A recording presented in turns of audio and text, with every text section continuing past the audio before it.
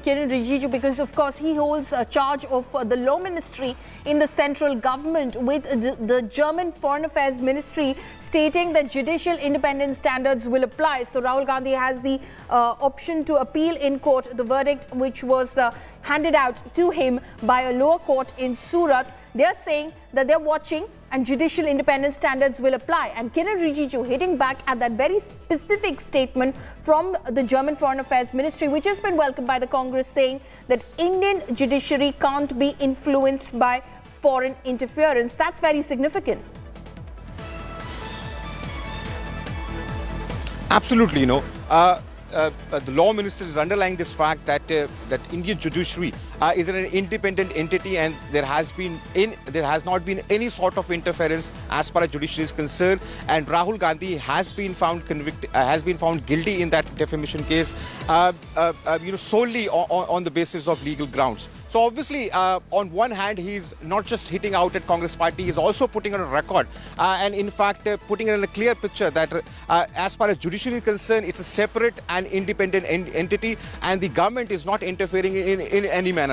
On the other hand, the German Foreign Ministry spokesperson also said that they are actually waiting, for the outcome of the appeal, which will be filed by Rahul Gandhi, and then only they'll be making a further opinion on this case, on this scenario. In fact, they also said that they hope that judicial independence and democratic principles will be upheld by the Indian government and the country. So on one hand, Mr. Kiran Rijiju is hitting out at Congress party for inviting foreign powers to intervene into internal matters. At the same time, he's also saying that one should not defame Indian judiciary, and it stands out as a very independent entity, and there has not been any interference whatsoever from the Indian government in this manner.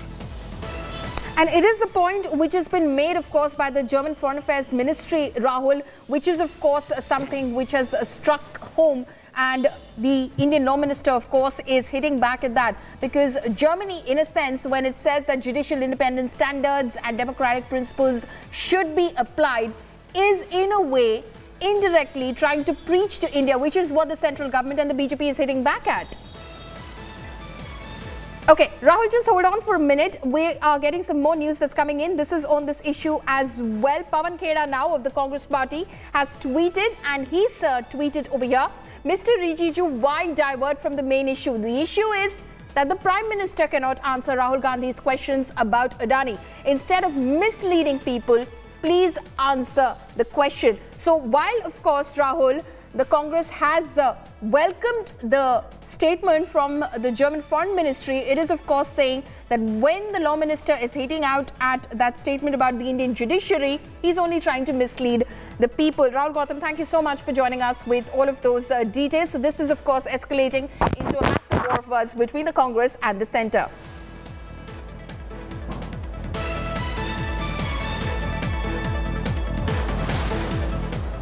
Now, the Congress has welcomed foreign intervention again in India's internal affairs. While politics speaks over Rahul's disqualification, surprisingly, Germany has weighed in on Rahul's disqualification row. Germany's foreign ministry has said that it has taken note of the verdict of Rahul's suspension from parliament after his conviction. Not just that, Germany even has preached that they expect that standards of judicial independence and fundamental democratic principles be applied in Rahul Gandhi's case. Congress leader Digvijay Singh has now thanked Germany for taking note of Rahul Gandhi's disqualification. He has added that the democracy of India is being compromised in India through the persecution of Rahul Gandhi. The BJP has now lashed out at the Congress for once again seeking foreign support, and this political war comes just weeks after Rahul Gandhi kicked off a storm in the United Kingdom when he sought foreign intervention, claiming India's democracy is under attack.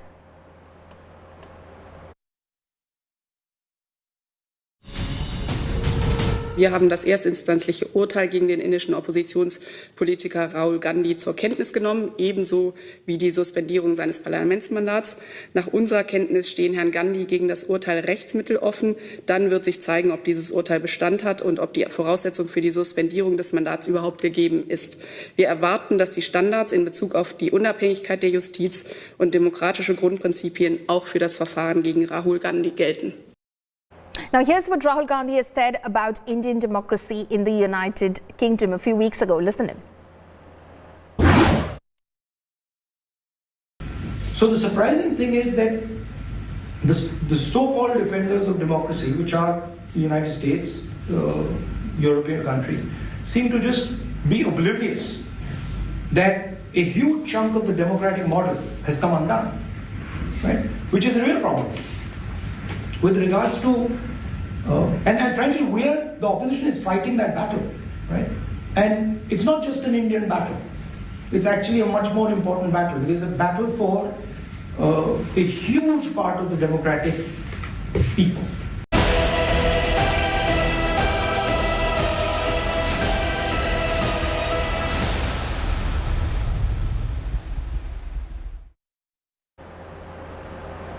Politics now erupts over Ram Navami in West Bengal. Chief Minister Mamata Banerjee, who is sitting on a two-day dharna against the central government, has irked the Saffron Party as it coincides with Ram Navami. BJP has accused Mamata Banerjee for stalling Ram Navami processions instead of declaring a holiday by sitting on a two-day dharna on the same day. Now, meanwhile, Mamata has come down heavily on the BJP, brandishing Bengal BJP netas as gundas. She has accused them of threatening to take out a procession with arms. Further, she assured that Ram Navami rallies won't be stalled in any part of the state. But if any riots happen, she has warned of taking strict action. Against the backdrop of this heated political face-off in West Bengal's Howrah, youth were seen taking out a procession which was laced with arms. Rifles and swords were brandished in this Ram Navami rally that took place on Wednesday. একজন গুন্ডা বলছেন টিভিতে record আছে রামনবমীর দিন যা অস্ত্র পাবো নিয়ে বেরোবো দেখবো কে কি করতে পারে আরে তোর যা অস্ত্র তুই তাই নিয়ে যা আমি রামনবমীর মিছিল আটকাবো না কিন্তু মনে রাখো মিছিল আমরাও করবে তোমরাও করবে রমজান মাসও চলছে রোজার মাসও চলছে একটা মুসলিম এরিয়ায় গিয়ে হামলা করলে মনে রাখো তার বিরুদ্ধে আইনত পদক্ষেপ নেবে মিছিল মিটিং করার তোমার অধিকার আছে দাঙ্গা করার অধিকার নেই ममता बनर्जी को सिखाना नहीं पड़ेगा किसमें छुट्टी देना है किसमें नहीं देना है ईद से लेकर छठ पूजा से लेकर सब कुछ में बंगाल में छुट्टी होता है बीजेपी कल छम्बाजन में क्या किया था कल छम्बाजन में किस तरीके से ड्रामा कर रहा था रामनवमी एक चीज है यहाँ पर एजुटेशन एक चीज है बंगाल का आदमी को पैसा नहीं मिल रहा है 100 दिन का पैसा नहीं मिल रहा है मिड डे मील का पैसा नहीं मिल रहा है आज यहीं पर जो कलकत्ता का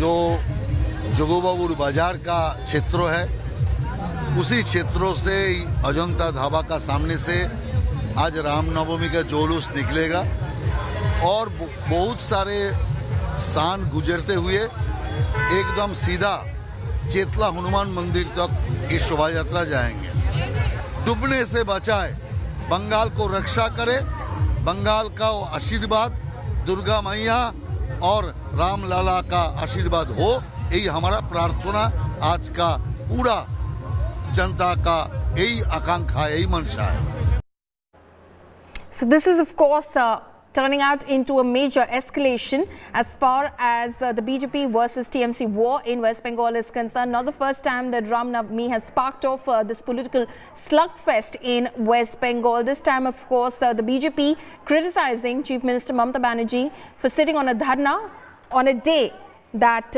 the nation is observing the occasion of Ram Navami.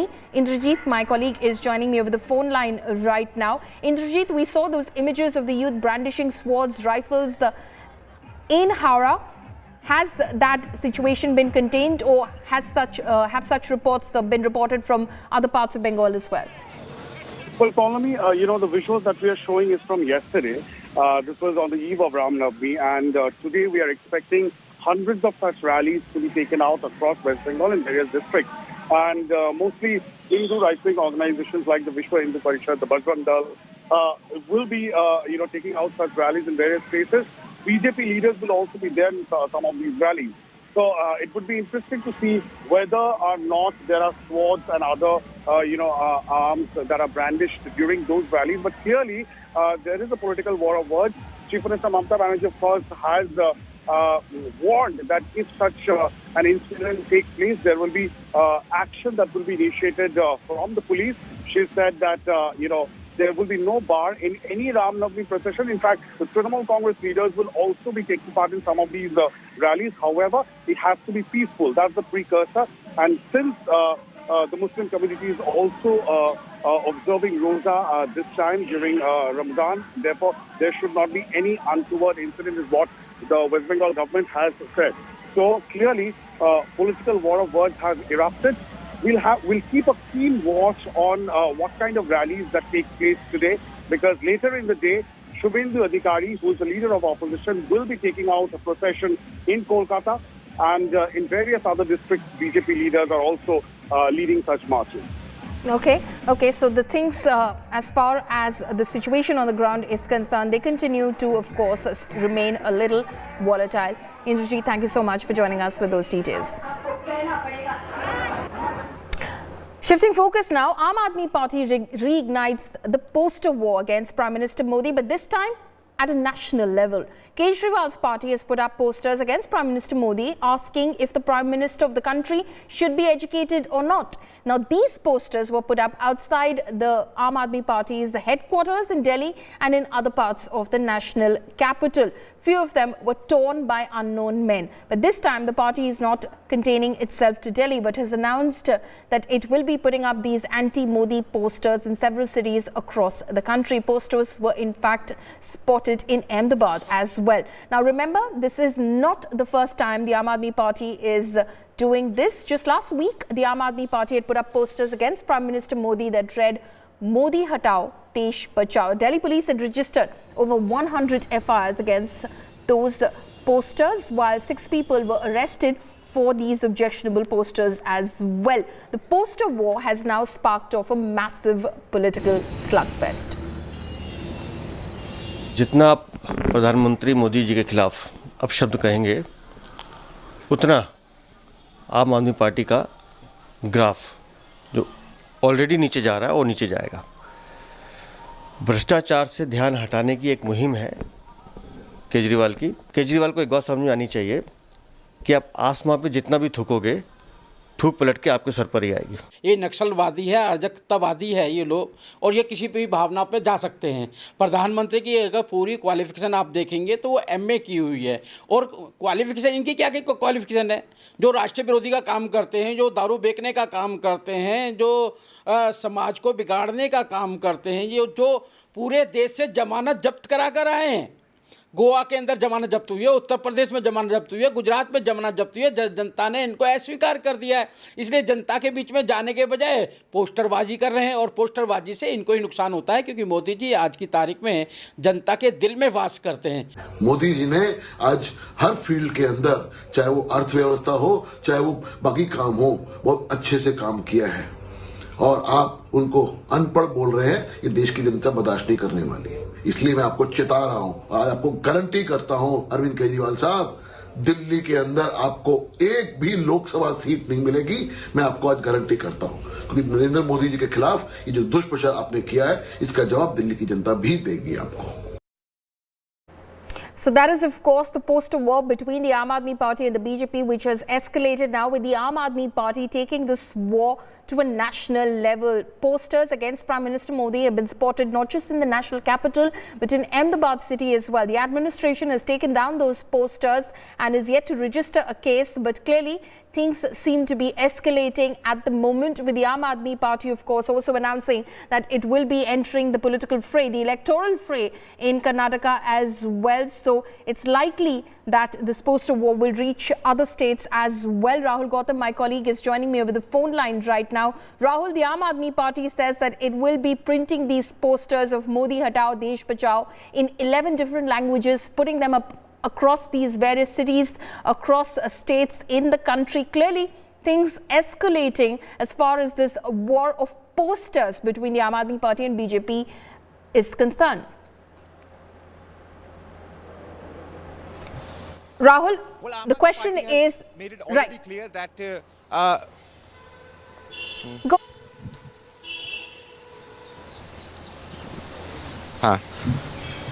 So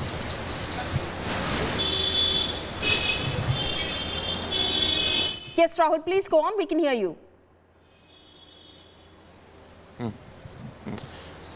Aam Aadmi Party has made it very clear that Modi Hatao, Desh Bachao, this slogan would be the clarion call in the upcoming Lok Sabha elections. And in fact, when a rally was organized by Aam Aadmi Party a few days back at Jantar Mantar, at that point of time also senior leaders made it very clear that they're going to take Modi government heads on. See, we have to really understand that earlier when these types of posters were pasted around the city, at that point of time, it attracted a police crackdown in which at least 6 people were arrested and around 23 cases were filed.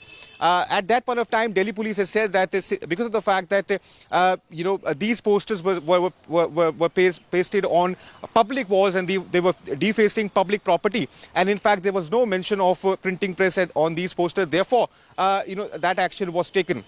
However, at that point of time, Aam Aadmi Party said that this is nothing short of a political vendetta, wherein their workers and such posters are being targeted only because of the fact that they are trying to ask some difficult questions to Prime Minister Narendra Modi. So, and now again, the similar thing has happened right outside the Aam Aadmi Party's head office. Again, such posters have resurfaced. So you can expect that the BJP will certainly be coming out, because at that point in time also BJP said that this is nothing short of defaming and lauding the dignity of Prime Minister's office, who is enjoying a popular mandate, that too for 2 occasions. So obviously, this is again going to set a stage for confrontation between BJP and Aam Aadmi Party. Absolutely, definitely sets the stage for a confrontation between the Aam Aadmi Party and the Bharatiya Janata Party. Rahul, thank you for joining us with all of those details. We've got some breaking news that's coming in right now. A massive Ram Navami procession in Delhi. Huge crowd in Jahangirpur. Those images of that Ram Navami procession from Delhi that you can see at the moment on your screens right now. We're slipping into a very short break at the moment. Stay tuned, news and updates will continue on the other side of this break.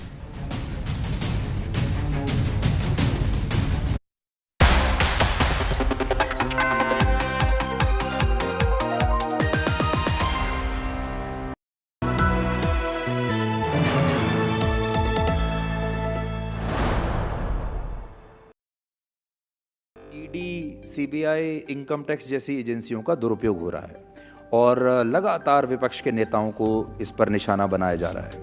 इस पर आप क्या कहना चाहेंगे? ये सारी एजेंसियां, कोई एजेंसी कोर्ट के ऊपर नहीं है। किसी भी नोटिस को भी आप कोर्ट में चैलेंज कर सकते हैं, 1, किसी भी एफआईआर को कोर्ट में चैलेंज कर सकते हैं, 2, और किसी भी चार्जशीट को भी कोर्ट में चैलेंज कर रहे हैं, 3। भाई, कोर्ट में जाने की जगह यहां पर हो हल्ला कर क्या होगा? और बहुत हमारी पार्टी में तो कम है, उनकी पार्टी में ढेर सारे अच्छे वकील हैं।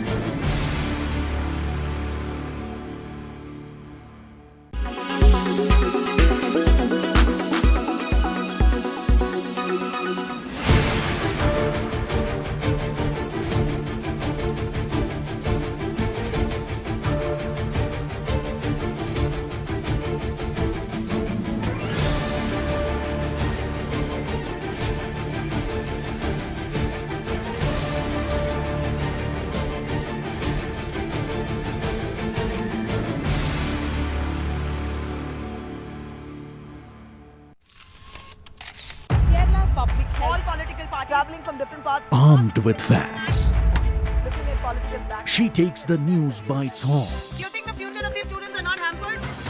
Fierce, bold, and direct, setting the tone for the biggest stories from every corner and every angle. Expect nothing but the unfiltered truth. News first, niceties later. Watch me, Nabila Jamal, on India Today. Make your media plan smarter with India Today Live TV on your connected devices. Amplify your brand with 100 million smart internet viewers. To advertise, mail us at sales@aajtak.com.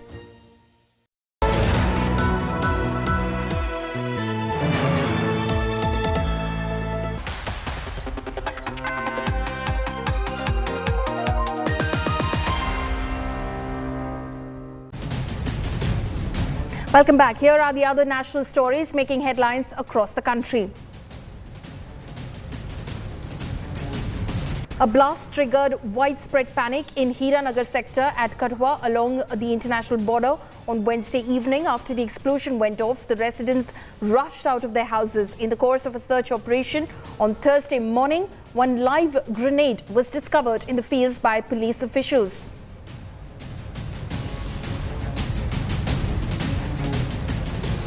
A dispute between two groups took place in the Kiratpura area of Maharashtra's Chhatrapati Sambhaji Nagar, during which people pelted stones at each other and vehicles were set on fire. 4 people were injured in the clash. Police officials reached the spot with fire brigade vehicles and brought the situation under control. Tear gas shells were fired to disperse the crowds.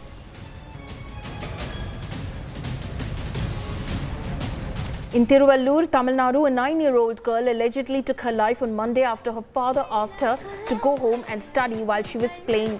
Krishnamurthy, the girl's father, found his daughter hanging inside their home. The girl often uploaded videos on social media and her neighbors fondly called her Insta Queen.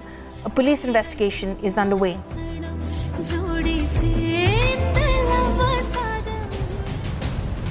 In response to an increase in COVID cases in Delhi with 300 COVID cases and 2 fatalities, the government has called for an emergency conference to discuss the situation and policies regarding the new COVID variant in Delhi. Saurabh Bhardwaj, Delhi's health minister, will chair the huddle. We're slipping into a very short break. Stay tuned. News and updates will continue on the other side of this break.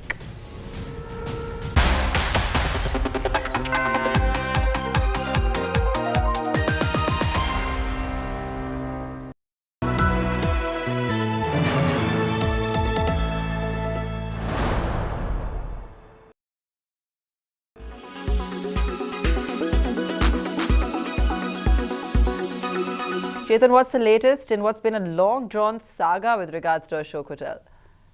Well, absolutely. It's literally a long-drawn saga, 2023, but now seems to be the year when ITDC's iconic property, the Ashok in Delhi, goes on a long lease for about 60 years. Sources have in fact told Business Today TV that the government has in fact expedited the process, and the structural audit of both Ashok Hotel and Samrat Hotel have begun and will be completed in 6 months. Sources also confirming to Business Today TV that the process of formulating the model concession agreement, which literally forms the backbone of any disinvestment, has also begun. And the day it receives green light from the Union Cabinet, the government will call the bids and will not wait any further. Remember, the Ashok is a 550-room hotel built on a sprawling 25-acre land in the heart of the national capital.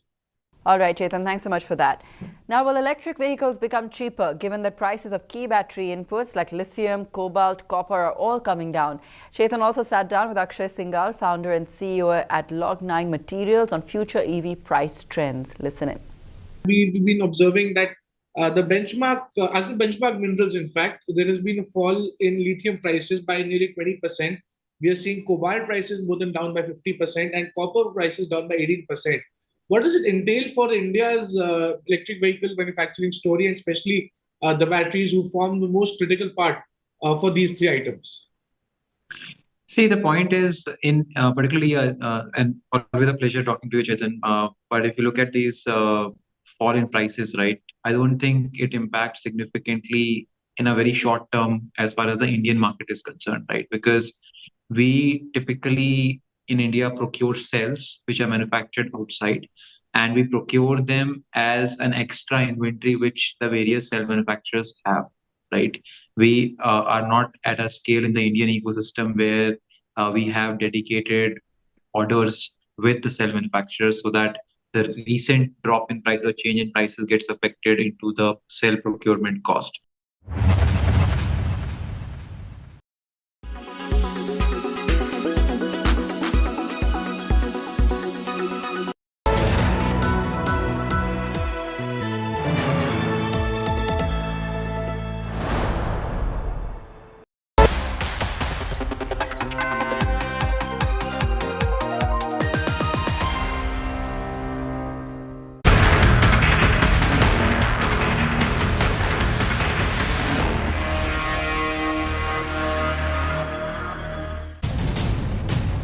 12 days on, and fugitive Khalistani leader Amritpal Singh is still on the run. As suspense around Amritpal's surrender builds, desperate Amritpal released a new video from his hideout. The video has been amplified across social media from handles in the UK, Canada and Dubai, a clear attempt to further Khalistani propaganda from outside India.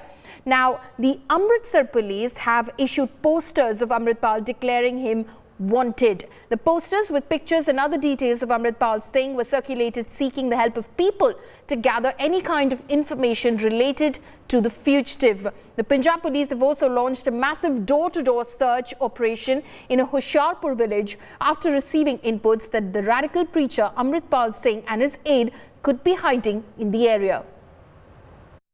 हमने तो public की security के लिए इंतजाम कर रखे हैं। अगर वो आके सरेंडर करना चाहते हैं तो वो उनका मन है।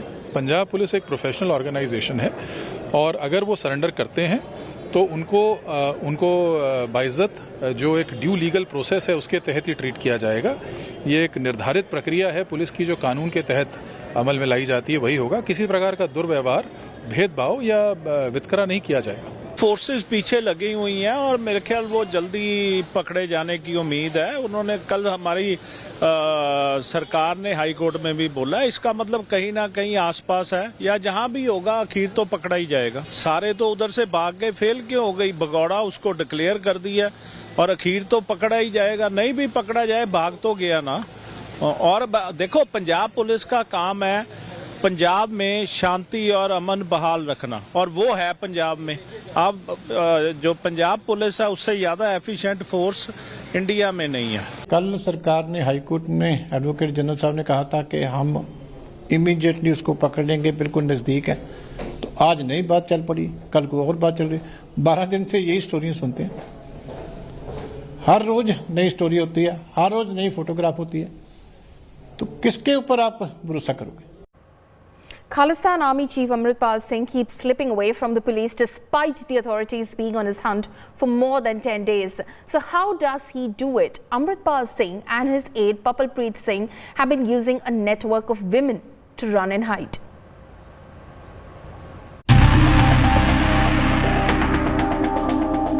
From Punjab to Haryana to Delhi. Even after being declared a fugitive and multi-state police crackdown, Amritpal managed to repeatedly change locations. But how? India Today investigated and unearthed his lady network, who he used as pawns for shelter. Sources have informed India Today that Amritpal and his sidekick Papalpreet are known to have many female friends. More than 10 of them are on the radar. Amritpal used their houses to take shelter, be it Patiala, Haryana, and even in Delhi. 3 women in the capital have been tracked down and being interrogated by the cops for helping Amritpal.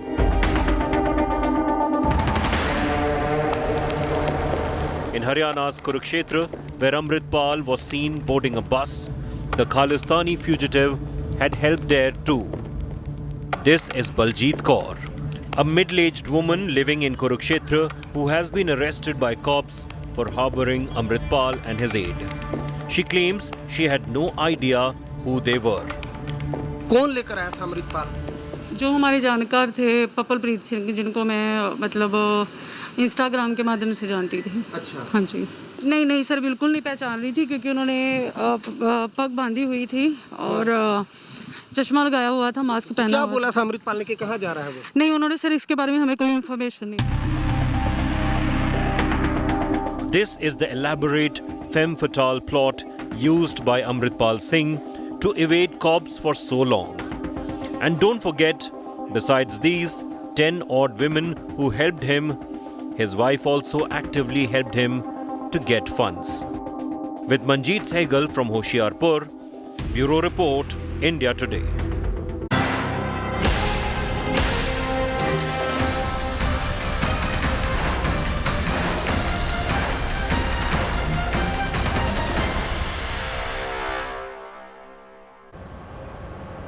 With date of, in fact, announced state of war, Karnataka intensifies. BJP's PS Yediyurappa came down heavily on the Congress, the former chief minister, while claiming that his party is going to record a big win this time, slammed the Congress, saying that the grand old party is dreaming big but would lose badly. He also termed the Congress as most corrupt.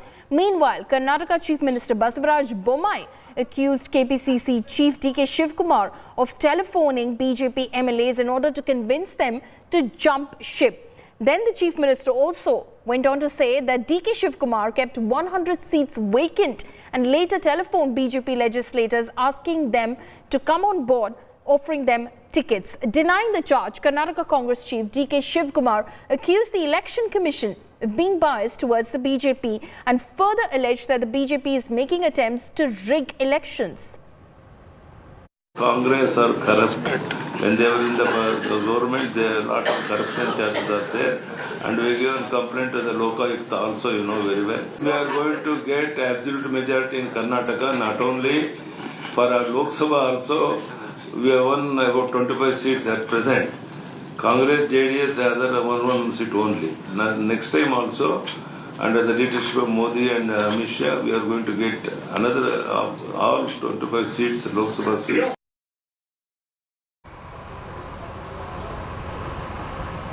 Now, with the battle for Karnataka gaining steam, former MP Rahul Gandhi is also said to be the biggest face of the Congress's campaign by kicking off his Satyamev Jayate Yatra from Kolar. Now, this as the BJP ups their ante with Prime Minister Modi positioned as the face of their poll battle aside from other star campaigners. So, the battle lines are clearly drawn. Here's our report.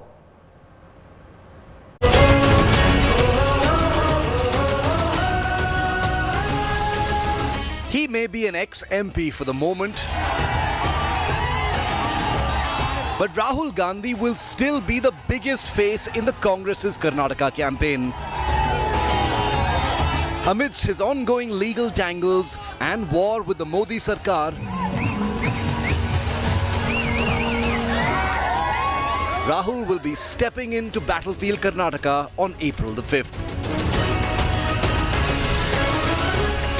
To kick off what he's calling the Satyamev Jayate Yatra. Very significantly, he's chosen to roll out from Kolar, the very place from where he had made this comment in 2019. एक छोटा सा सवाल, इन सब के नाम, इन सब चोरों के नाम मोदी मोदी मोदी कैसे हैं? नीरव मोदी, ललित मोदी, नरेंद्र मोदी, और अभी थोड़ा ढूंढेंगे तो और बहुत सारे मोदी निकलेंगे. That's right, the very comment that has resulted in a court conviction and his dramatic suspension as Lok Sabha MP. Kolar is additionally significant as the constituency where the Congress's de facto campaign face Siddaramaiah is deeply keen to contest from, even after being assigned the Varuna ticket. Rahul's Kolar appearance will be his second visit to Karnataka this year. Since January, Prime Minister Modi has visited Karnataka 13 times, with his top men Amit Shah and JP Nadda also logging multiple visits to the poll-bound state, with many more to follow over the next few weeks.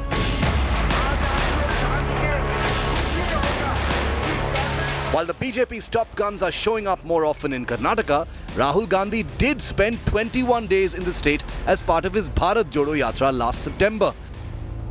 A yatra that wound up only at the end of January this year. In the biggest title defense of 2023, the Karnataka BJP has enlisted all the help it can possibly get to try and fend off a hungry Congress party. All the national, including Prime Minister Amit Shah ji, Nadda ji, everybody will be there. Yogi Adityanath will also come. In a state beleaguered with fractured mandates, expect the 2023 war for Karnataka to be star-studded and loud. With Nagarjun Dwarkanath in Bengaluru, Bureau Report, India Today.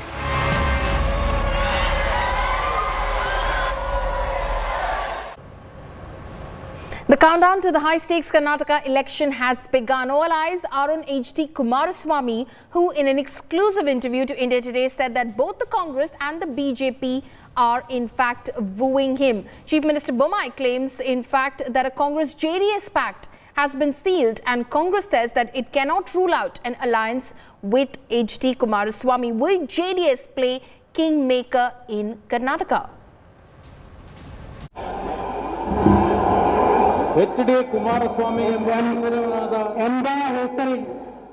A show of opposition unity. The occasion, H.D. Kumaraswamy being sworn in as Karnataka Chief Minister. That was in 2018. But what about 2023? This election season, the eyes are once again on H.D. Kumaraswamy. Which way will he and his party go? In an exclusive interview to India Today, Kumaraswamy declared that he was being wooed by both the BJP and the Congress. Do you have pressure from the centre saying come with us? Have they already spoken to you? Offer is there. You have already offered? Offer is there. Okay. Everybody offering me. Even Congress is offering? Everybody is offering me. They know. Okay. Their strength, what is their strength internally, they know. Okay. Some important persons who are approaching to thinking that this time also fracture will be there. Hours after poll dates were announced, Chief Minister Bommai declared that a JDS-Congress deal was done. It is in fact, there was a meeting in Hyderabad between Congress leaders and JDS. According to my information, a deal has been struck there. Adding fuel to the political fire is top Karnataka Congress face. ಹೋದ ಸಾರಿ ಆಗಿತ್ತು ಮತ್ತೆ ಆಗೋದನ್ನ rule out ಮಾಡೋಕ್ಕಾಗಲ್ಲ match fixing ಆದರೂ ಆಗ್ಬೋದು. So will Kumaraswamy be king or kingmaker? Karnataka will know on 13th of May. With Nagarjun Dwarkanath and Sagairaj in Bengaluru, Bureau Report, India Today.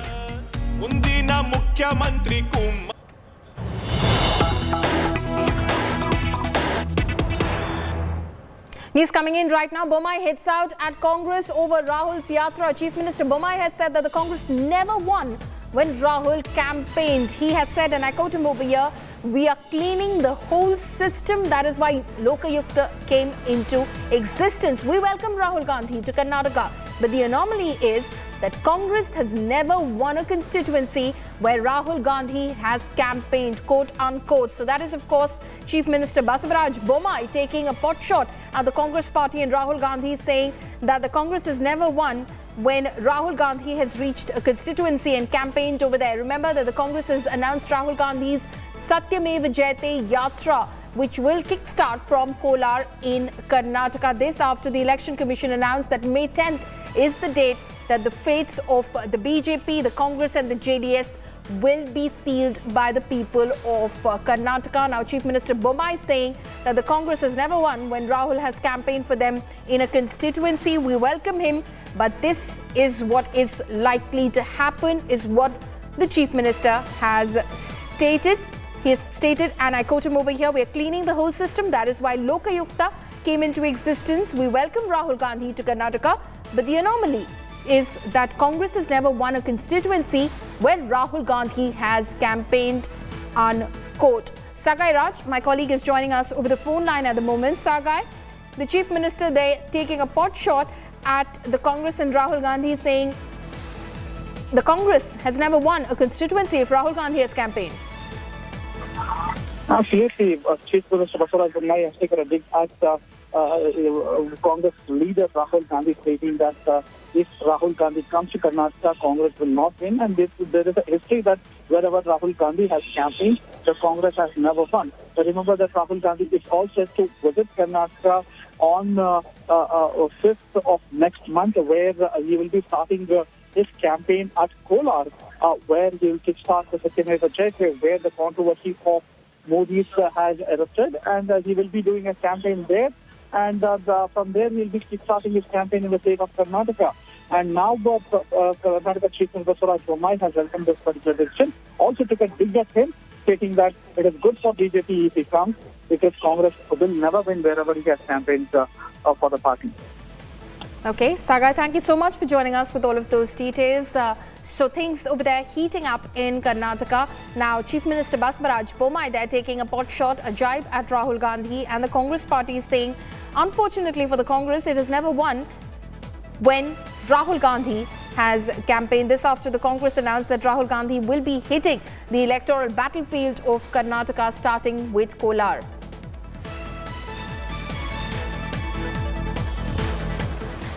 Let's have a look at what is happening in the state of war, Karnataka.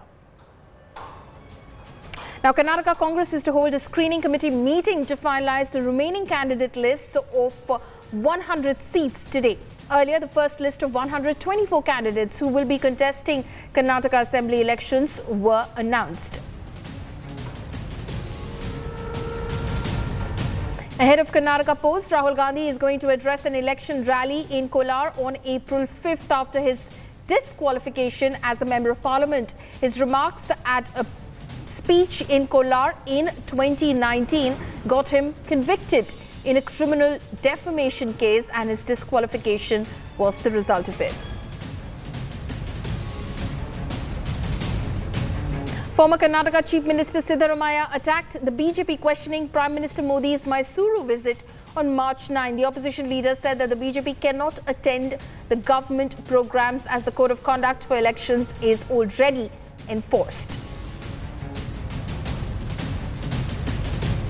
Congress leader Sachin Pilot has said that his party is ready to win the battle in Karnataka, referring to the upcoming Karnataka Assembly elections, which is going to be held on May 10, and the results are to be declared on May 13.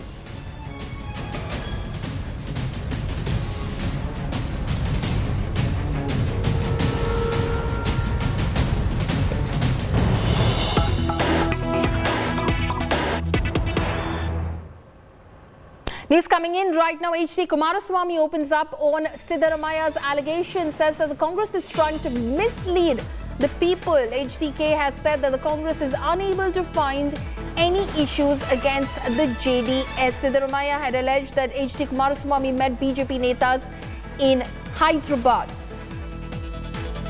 So that's the latest. H.D. Kumaraswamy has hit out at Siddaramaiah for the allegation that he, in fact, H.D. Kumaraswamy had met BJP netas in Hyderabad. H.D. Kumaraswamy has now said that the Congress is unable to find any issues against the JDS. It is trying to mislead the people of Karnataka. Remember, in an exclusive conversation earlier, H.D. Kumaraswamy, JDS chief, had revealed that he had offers from both the Congress and the BJP. They had touched base with him for the possibility of a post-poll alliance.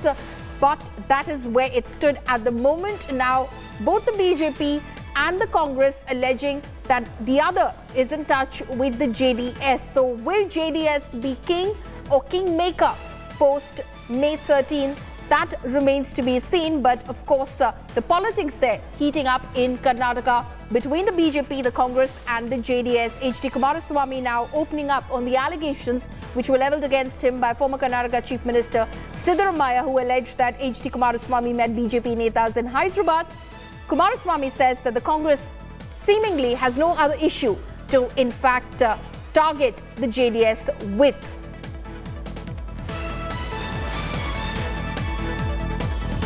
Our party, for the coming election, we are already, from last 3.5 months, we are striving to work for 18 hours per day.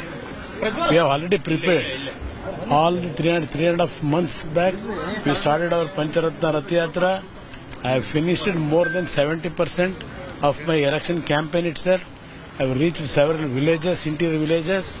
Actually, for another 40 days, we will work very hard to get the people's blessing to form the government of our own. If you notice that Karnataka Chief Minister Basavaraj Bommai says that JDS has already struck a deal with Congress in Hyderabad. There was a meeting which was held between JDS and Congress, and you have already struck a deal with Congress to... Congress legislature party leader, Siddaramaiah, he was charging me yesterday that we have alliance with BJP.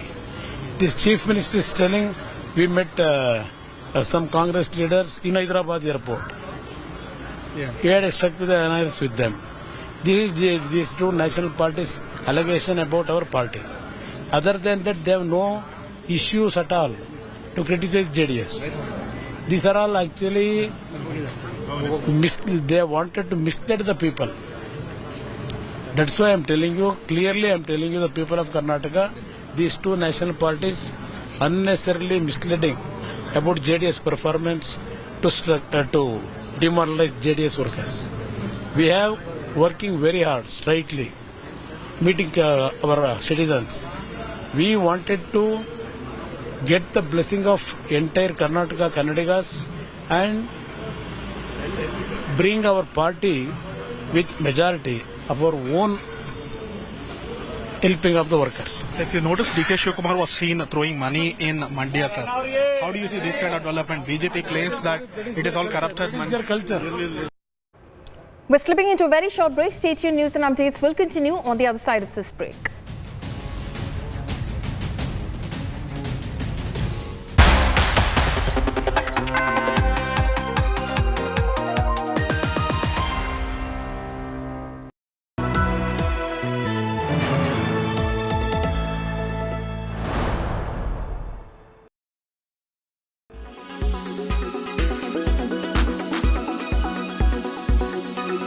How's the graph looking, especially with key stake sales that have been in the pipeline? Well, absolutely. Run up to the next fiscal year, we are talking about the much-awaited disinvestment target. But now, if you see it from a broader point of view, it actually is more of a situation that's well balanced when you talk about between dividends and divestment receipts. In fact, while the dividends have surpassed its revised target of 43,000 crore that government had estimated in budget, it's the divestment receipts which are still lying low at close to 34,000 crore versus 50,000 crore that government was confident of achieving. It's of course because of the downfall that it had to see because of the market sentiments with the LIC, with IDBI, and also what recently happened with Hindustan Zinc. Right. Karishma, what's the update on IDBI Bank particularly? Give us a bit more detail. What's the centre's plan of action there?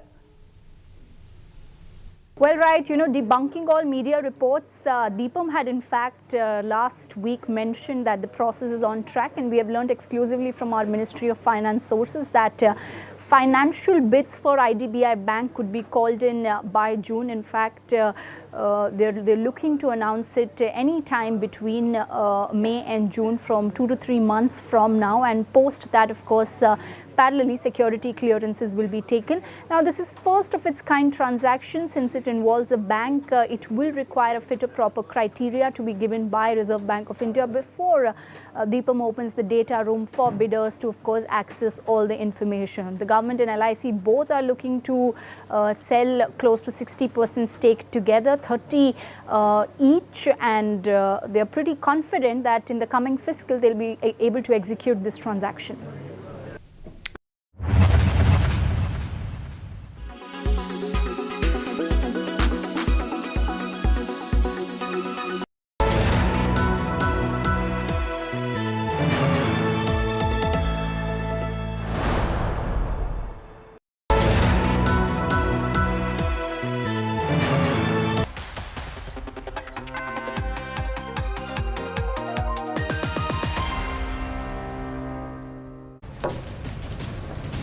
Welcome back. The rumour mills are now abuzz over AAP MP Raghav Chadha and Bollywood actor Pariniti Chopra. Pariniti and Raghav sparked dating rumours ever since the two were spotted at a restaurant. Amid wedding rumours, actor Pariniti Chopra and Aam Aadmi Party leader Raghav Chadha were spotted together at the Delhi airport on Wednesday night. The actress's recent visit, in fact, to trousseau designer Manish Malhotra, in fact, also to an AAP MP, congratulating them over their quote-unquote union.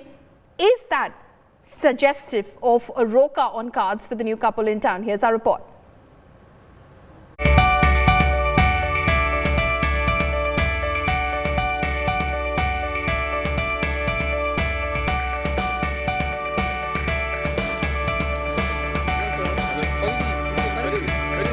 With two back-to-back sightings in Mumbai, Aam Aadmi Party MP Raghav Chadha and Bollywood actor Pariniti Chopra's sightings have set the gossip mills churning. While the AAP MP has been coy amid questions over his relationship status with the actress, क्या इस पर आप हमें बताएंगे? आप मुझसे राजनीति के सवाल करिए, परिनीति के सवाल ना करिए। लेकिन जो परिनीति के सवाल कर रहे हैं उनको आप क्या जवाब देंगे? आपको देंगे जवाब। आपकी मुस्कुराहट से और कयास लगेंगे। Thank you sir. Pariniti Chopra's latest visit to trousseau designer Manish Malhotra's residence has all but confirmed that wedding bells are ringing. Social media is abuzz with this new relationship, and it has even found a mention amid Rajya Sabha proceedings. You already have been in, you occupied enough space in social media. This may be a day of silence for you. But it is this congratulatory tweet by another AAP MP that has cemented wedding rumours. Sanjeev Arora took to Twitter to congratulate Raghav and Pariniti for the union. Pariniti and Raghav have been friends for many years now. Their friendship dates back to their time at the London School of Economics, and they have a shared love for travelling along with a mutual friend circle. There is no doubt that the two make for a power couple, with one being the youngest member of parliament and another a Bollywood actress belonging to the Chopra clan. Entertainment Bureau, India Today.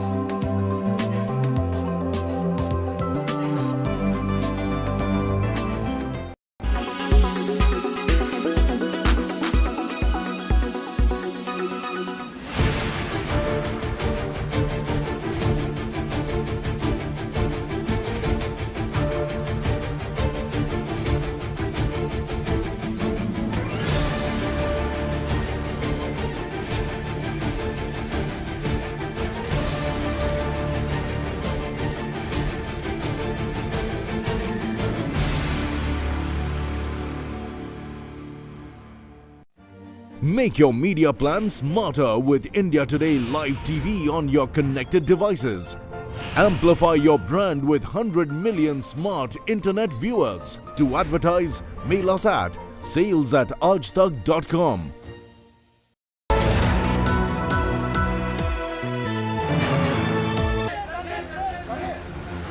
मेरे लिए motivation थी कि मैं इस देश के लिए world cup जीतना चाहता था.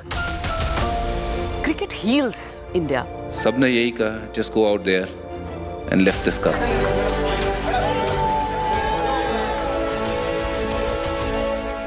Yeah, stars had aligned. I really do feel this is like yesterday.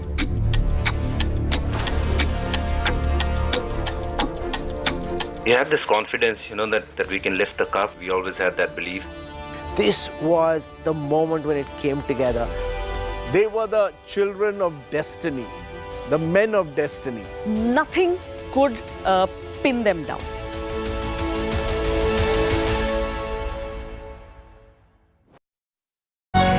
India Today Group wins the prestigious Ramnath Goenka Excellence in Journalism Awards. For the category of investigative reporting for 2019. The winner in broadcast, Milan Sharma. In the category of reporting on politics and government for 2019. The winner in broadcast is Bipasha Mukherjee from India Today TV. in the category of Hindi for 2019. In broadcast, Ashutosh Mishra from Aaj Tak. Shines bright with 5 awards. India Today Group, the gold standard in journalism. मेरे लिए motivation थी कि मैं इस देश के लिए world cup जीतना चाहता था. Cricket heals India. सबने यही कहा, just go out there and lift this cup.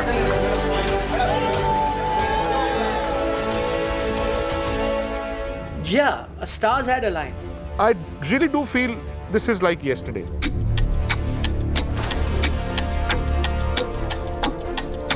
We have this confidence, that we can lift the cup. We always had that belief. This was the moment when it came together. They were the children of destiny, the men of destiny. Nothing could pin them down.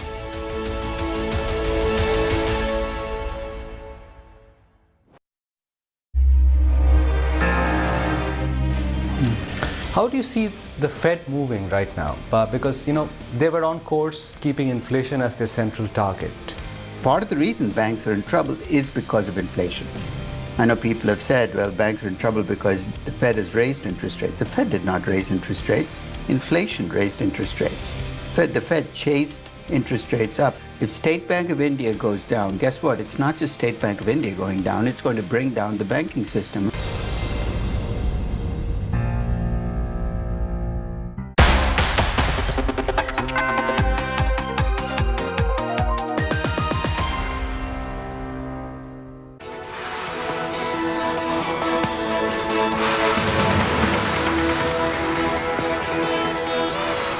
Good afternoon and welcome. Thank you for tuning in. I'm Pooja Shali. Let's begin first with the headlines.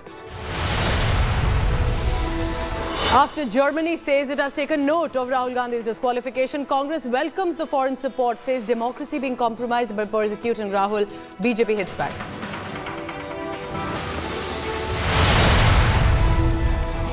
Election dates announced and now poaching Nataka in Karnataka. Basavaraj Bommai accuses Congress of poaching MLAs. Congress says BJP is rigging elections. Meanwhile, Aam Aadmi Party has entered into the fray in the state of Karnataka. Poster war goes national as Aam Aadmi Party puts up anti-Modi posters in across Delhi and Ahmedabad. Without naming him, asked should the PM not be educated.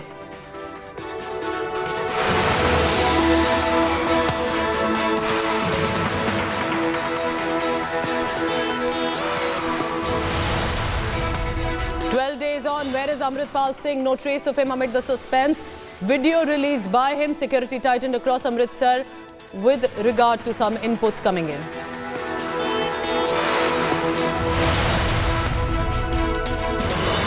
Guns, swords and hockey sticks brandished in Ram Navami rally in Bengal a day after Chief Minister Mamata Banerjee warned over the armed processions that could lead to communal riots.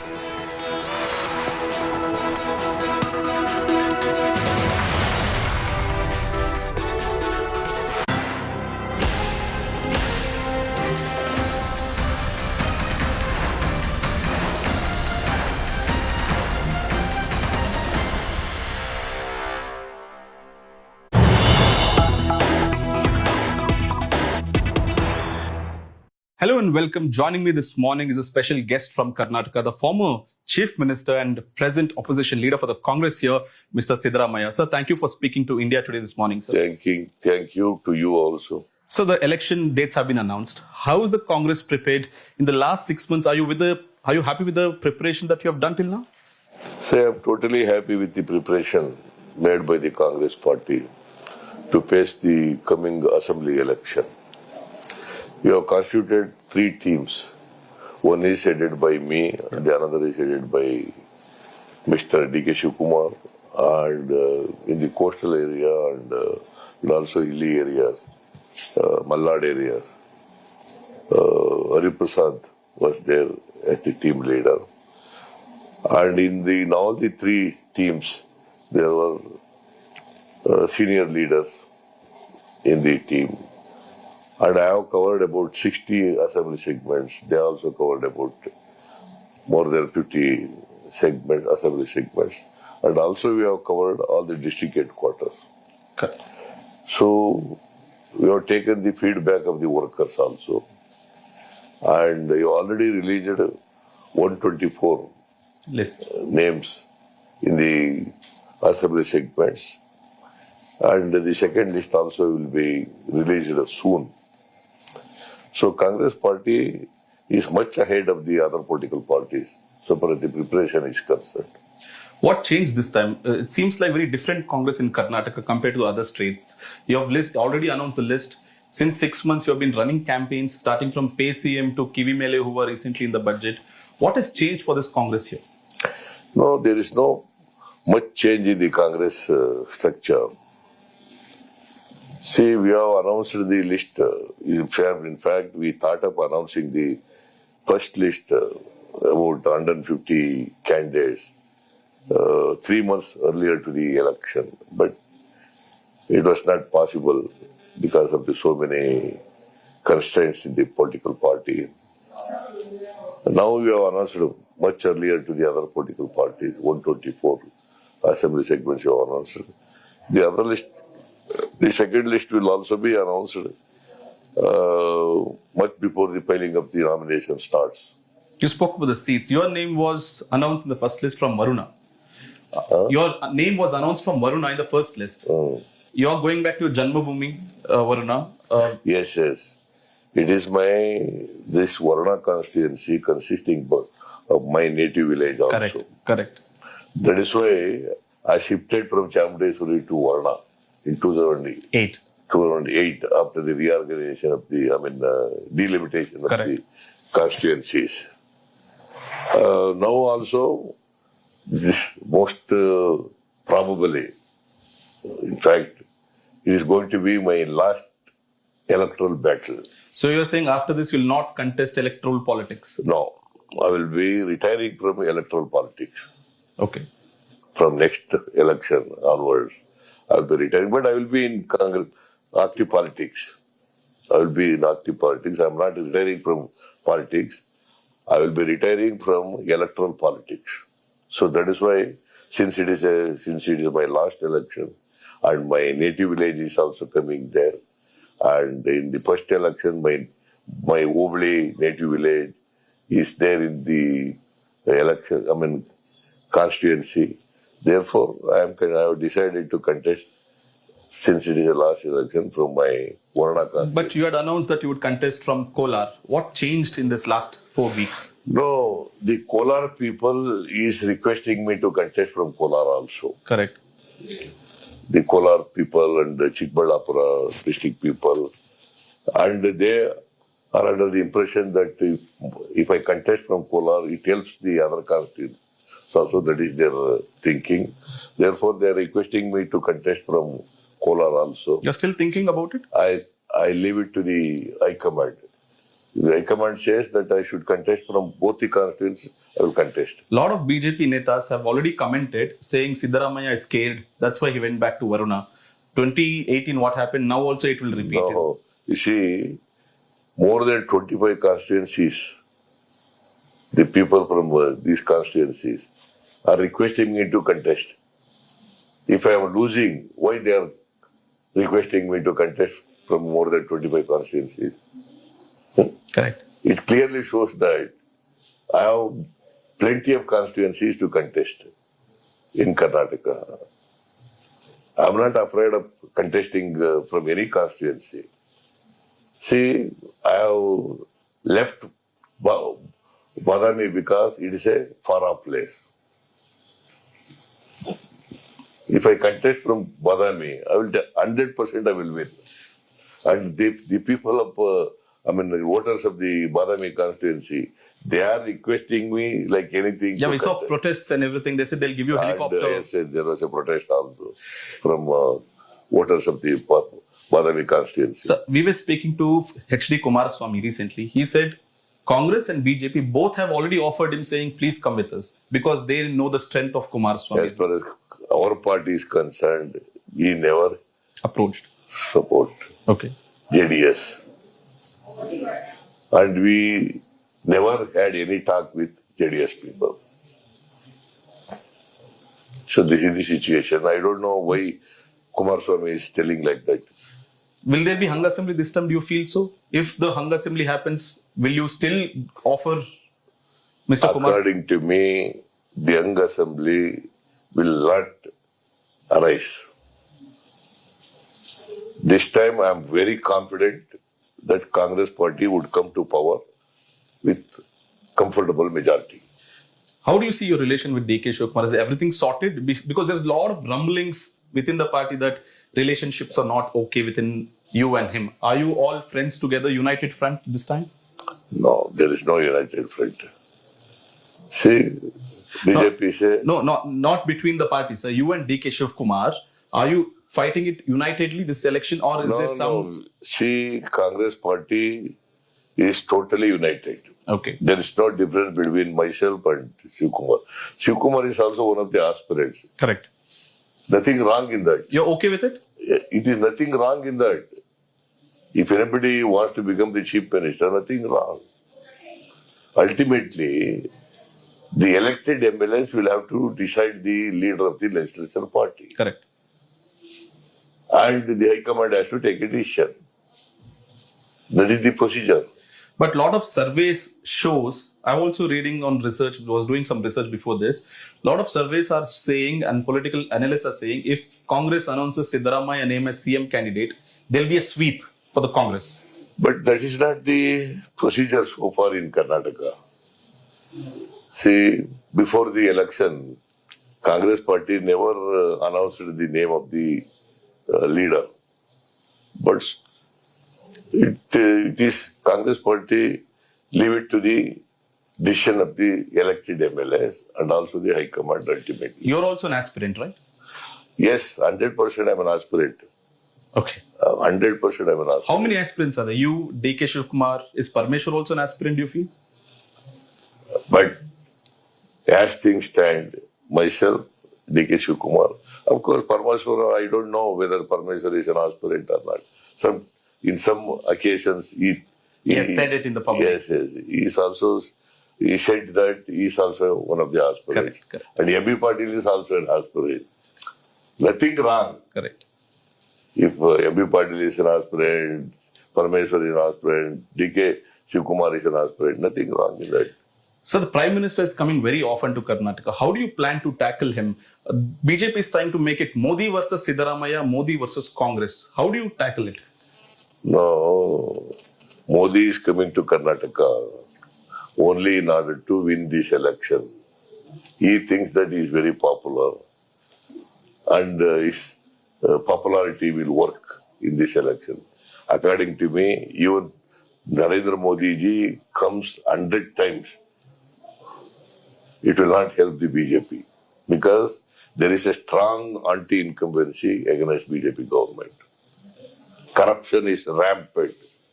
Never in the history of Karnataka so much of corruption was there in previously. So this government is a most corrupt government. If you come back to power, all these corruption cases will be opened against... I don't say that all corruption will go. But we are honestly, we'll try to change the system. So, no, I'm asking if you come back to power, will you file open cases on all the BJP netas with the corruption charges on the officials? Definitely.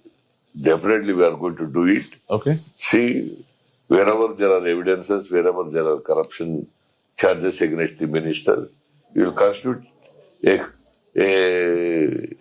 commission to look into all the allegations against these corrupt BJP government. Prime Minister, when he came to Davangere, he spoke about you. Most of the times when he comes here, he speaks about you, saying you slapped a Karyakarta, Siddaramaiah slapping a Karyakarta. How will you take care of the people of Karnataka? Prime Minister said this on the stage.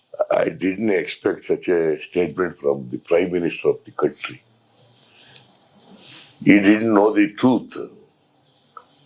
One of our party workers from Haryana constituency, he was demanding a seat to Ramappa, a sitting MA.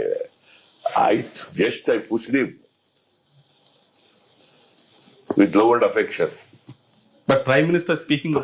Prime Minister, I don't know what made him Prime Minister to make such a statement, unwarranted statement. And Mr. Kharge is the AICC president from Karnataka. Has it helped? Has it mobilized the whole Dalit community? Definitely. Kharge is from our state and he is the AICC president. Definitely, it helps in the coming election. What is your take on reservations? Muslims 4% has been removed, 2% given to Vakaligas, 2% given to Lingayats. How do you see this? Will you revoke it if you come back to power? We are not opposing 2% given to Lingayats, 2% given to Vakaligas. We are not opposing enhancing their quota. But the way they have announced the quotas, totally abolishing 4% quota to Muslims and dividing these 4% into 2% to Lingayats is not correct. See, reservation is already there 56%. 10% the EWS reservation. 66 total. 66% is there. They should have enhanced this, relaxed this ceiling. They should have given to Lingayats and Vakaligas. There was no problem at all. Will you revoke it and come back when you come back to power and redo it? You will have a relook into the entire reservation policy because backward class people are also demanding more percentage of reservation to them. BC category 1, category 2. These people are also demanding. BJP feels this is the trump card. Reservation will bring them back to the government. See, every day you are seeing it became backfire. He blames you. He blames the Congress, saying Congress is the one who's provoking. Congress is not for rescheduling of the categories. See, we never said that why you have increased it, the quota of Vakaligas, quota of Lingayats. We never said that. Only thing is, the abolish the reservation to minorities is bad. So you spoke about the minorities. Before we wrap this up, how do you see in the last 1 year, a lot of communal tension had happened in Karnataka? Hijab, love jihad, halal meat ban. How do you see all of this in Karnataka? They are all non-issues. They are all non-issues. See, there are so many issues concerning the people. Price rise is there, farmers' issue is there, women's issue is there, unemployment issue is there,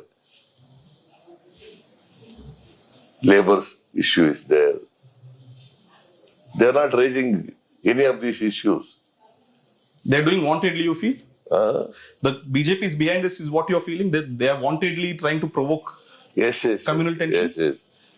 See, they are wantonly and with evil design, they are raising all these issues. So you have promised 200 electricity units, 2,000 rupees, 10 kg Anna Bhagya. Now for the unemployed youth, 3,000 and 1,500. Where is the money coming from, sir? How will you give so many freebies? You have been a finance minister yourself. Where is the money in the exchequer? We have calculated the economy of the Karnataka state. See, the budget size of Karnataka is more than 3 lakh crores. We are repaying principal and interest 56,000 crores for the 2023 and 24. How we are managing? 56,000 crores. Yeah. So to give to these people, vulnerable sections of the society, and there is no problem, I think you will manage. But Prime Minister is against this. He's saying freebie culture should be stopped completely. People are being lazy. Congress is trying to push people to economically backward section. They should empower people rather than give free money. No, you will also generate works because money should be given to the hands of the people, those who spend. Purchasing power is to be increased. employment generation is to be paid. And you must control the price rise. Then only GDP will grow. Otherwise, GDP will not grow. Correct. We are aware of all these things.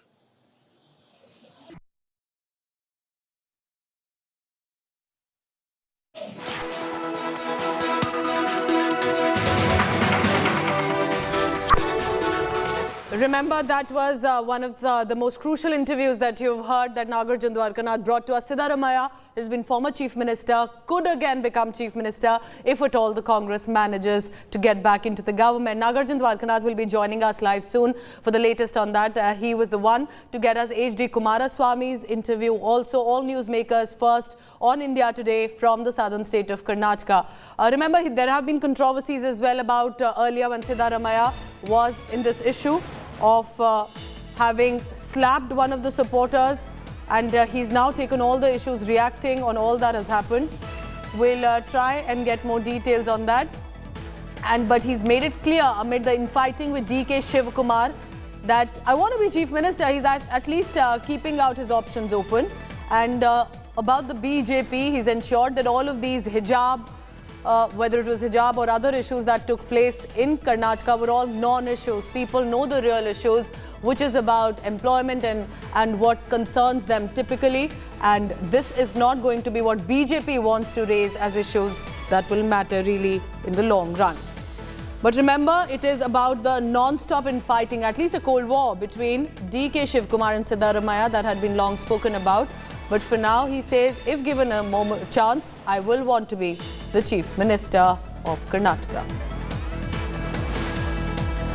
You can catch this whole interview on indiatoday.in. But the Grand Old Party in Karnataka, which is a strong unit for the southern state, will hope to return to the government. Remember, he said that it's not just about Basavaraj Bommai, but also the party is going to record a big victory this time. And he said that the BJP will lose big time and will not be able to return. He's basically quoting anti-incumbency against Basavaraj Bommai government, the claim of corruption and also has ensured to target Basavaraj Bommai as the Chief Minister constantly. We'll play some of the excerpts of that interview yet again, but for now. But now remember, there are two different issues that have cropped up. One, whether Congress party is trying to poach the BJP MLAs, while the Congress party says the BJP is already trying to rig elections. Getting us that interview was India Today's Nagarjun Dwarkanath. He joins me now for the latest on all that was said. Very interesting, after H.D. Kumaraswamy's interview, who says that I'm going to be the kingmaker, Nagarjun, Siddaramaiah expressing his own ideas, wants to be the Chief Minister. You're getting us all the big headlines from these interviews. Give us three highlights or takeaways from Siddaramaiah's interview that we just listened to.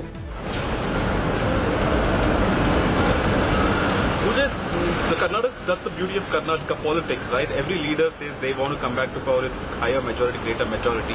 It's very unpredictable here. But however, what Siddaramaiah said, the takeaway points from this interview is, he said he's a CM contender, which has come out to the public and on record said it now, and said DK Shivakumar and Parmeshwar also CM contenders, and there's nothing wrong in both the leaders being fighting for the CM chair. At the end of the day, the MLAs elected and the High Command together will decide is what Siddaramaiah says. So clearly, for the first time, he's spoken that he wants to be the Chief Minister of Karnataka next in the coming polls. And that's one takeaway point. And also the big headline is that he said when they come back to power, and if they come back to power, they will open up all the bribery charges against the BJP government and set up an inquiry commission so that they can go back and relook at all the allegations from the contractors, from the officials, whoever has filed complaints in Lokayukta, to the government, to the Chief Secretary, and people have written to the Prime Minister. All these issues will be opened up once again, is what former Chief Minister Mr. Siddaramaiah said, that if we come back to power, we will make sure an inquiry is set up, a commission is set up to look at all the bribe allegations of BJP netas. This is the first time that this would happen. BJP, Congress have been fighting it hard this time, but Congress now says we'll look at all the corruption angles. And the third would be that they have no talks with JDS. Mr. Kumaraswamy had said that he already has received offer from AICC, but Siddaramaiah is saying that I don't know why Kumaraswamy is making such statements. Neither me, neither the party, neither the AICC have ever spoken to him about being in coalition with him, about having an understanding, about having an alliance. So these are the big three takeaways from the Siddaramaiah interview to India Today. And amid all of this, if the Congress party wins, I want to be the chief minister again. I'm not closing that door till now. Very interestingly, when you asked him about whether it was the hijab issues or other communal issues that had been rigged up in Karnataka, he said all of these are non-issues. Which issues are important to then Siddaramaiah? As he mentioned, one of them, of course, the bribe allegations against Basavaraj Bommai government. But how is the Congress party ensuring which issues, as per this interview, Naga, that he's going to go after the BJP? Well, Congress has made it very clear that they want to keep it as local as possible. The moment they make it Modi versus Congress, Modi versus Siddaramaiah, they know it would be a difficult task ahead, and hence they want to keep it as local as possible. The issue that they're taking is the bribery allegations. Corruption is what mainstream agenda is, what Congress says. We have brought corruption back to the mainstream, all from all the communal agenda that the others were peddling. We have brought it back as corruption. Second issue is the development, the amount of freebies that they have promised. I also asked about how do you get the money? Where is the money in the exchequer to pay so much of freebies, subsidies? 2,000 rupee per women, 200 units, free electricity, 10 kilo of free rice, 3,000 rupees. Keep getting those issues. So clearly what Nagarjun Dwarkanath has done, and well done there, getting us another newsmaker first on India Today. Remember, this is about the Congress party full guns blazing against Basavaraj Bommai government and want to return to power, this time quoting anti-incumbency.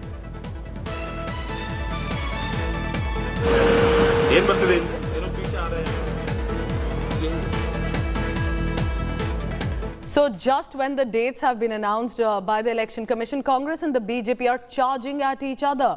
Congress Neta Siddaramaiah, remember, who is also a senior leader but also has been a former chief minister, spoke to India Today to Nagarjun Dwarkanath and said the party very clearly is forming the government in the state of Karnataka. He's repeated, however, his ambition of becoming the chief minister, also saying there's nothing wrong with having that ambition. Of course, the party will decide on that, he said. But meanwhile, BJP's B.S. Yediyurappa has also spoken to India Today and said that the BJP is going to record a big victory this time, slamming the Congress party, saying this grand old party is just dreaming big, they will not be able to win at all. He's also called the Congress party as most corrupt in Karnataka. Amid all of this, Basavaraj Bommai speaking has said that Rahul Gandhi, and specifically when commenting on Rahul Gandhi of the Congress party, said over the Bharat Jodo Yatra and then Satyagraha Yatra that's also being planned in Karnataka is only going to harm his party. I'm heading into a very short break with that, but lots more on the other side as well. Stay tuned. Thank you very much for watching.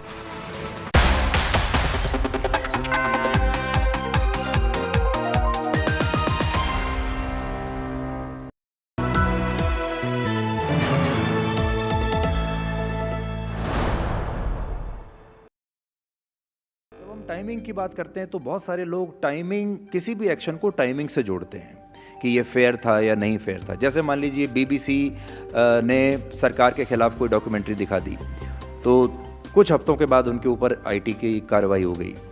नहीं, मैं तो documentary के timing पर सवाल उठाता हूँ।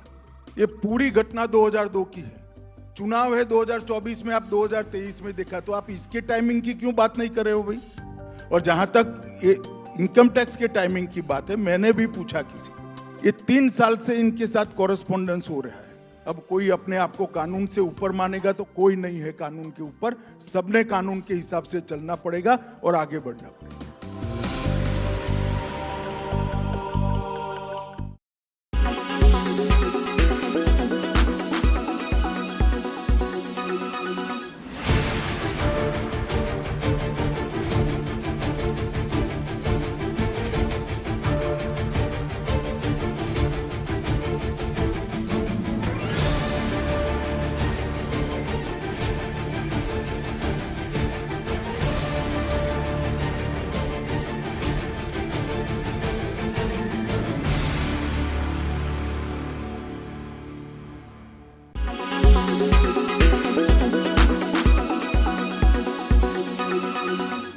Make your media plan smarter with India Today Live TV on your connected devices.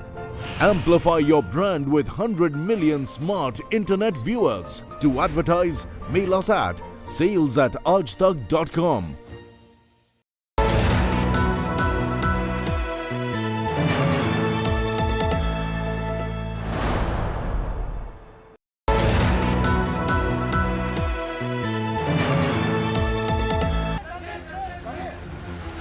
मेरे लिए मोटिवेशन थी कि मैं इस देश के लिए वर्ल्ड कप जीतना चाहता था. Cricket heals India. सबने यही कहा, just go out there and lift this cup.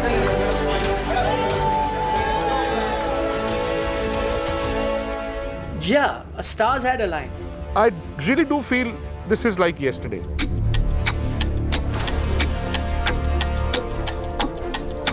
We have this confidence, that we can lift the cup. We always had that belief.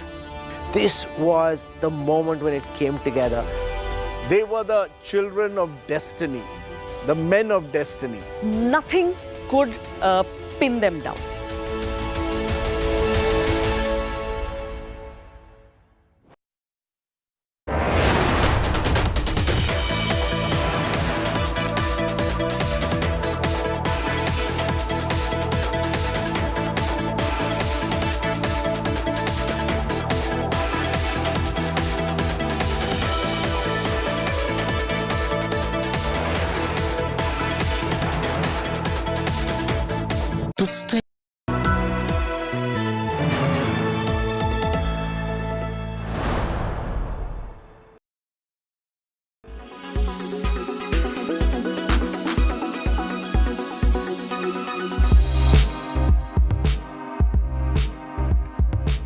The makers have released the poster of The Hunger Games, the ballet of songbirds and snakes.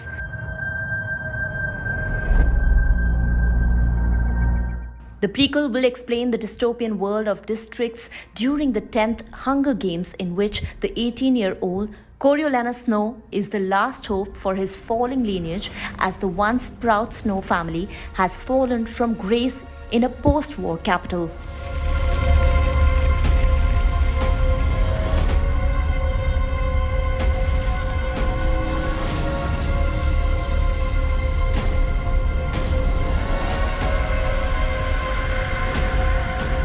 The prequel will feature Tom Blythe, Rachel Zegler, Peter Dinklage, and Viola Davis, among others. The first look of The Hunger Games, the ballet of songbirds and snakes, was released in 2022.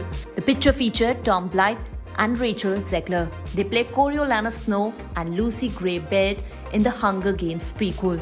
In the picture, Tom and Rachel could be seen lying on the ground and looking at the sky. Directed by Francis Lawrence, who helmed 3 The Hunger Games films, the prequel is scheduled to release on 17th November 2023.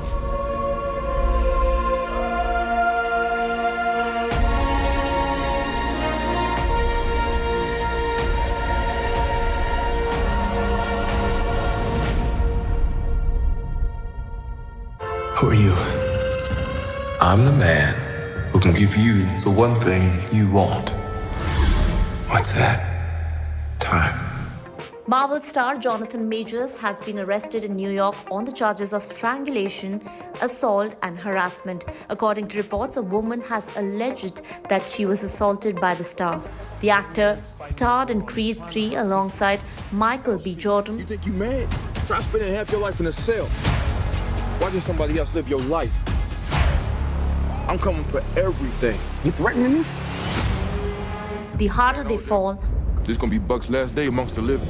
Ant-Man and the Wasp: Quantumania,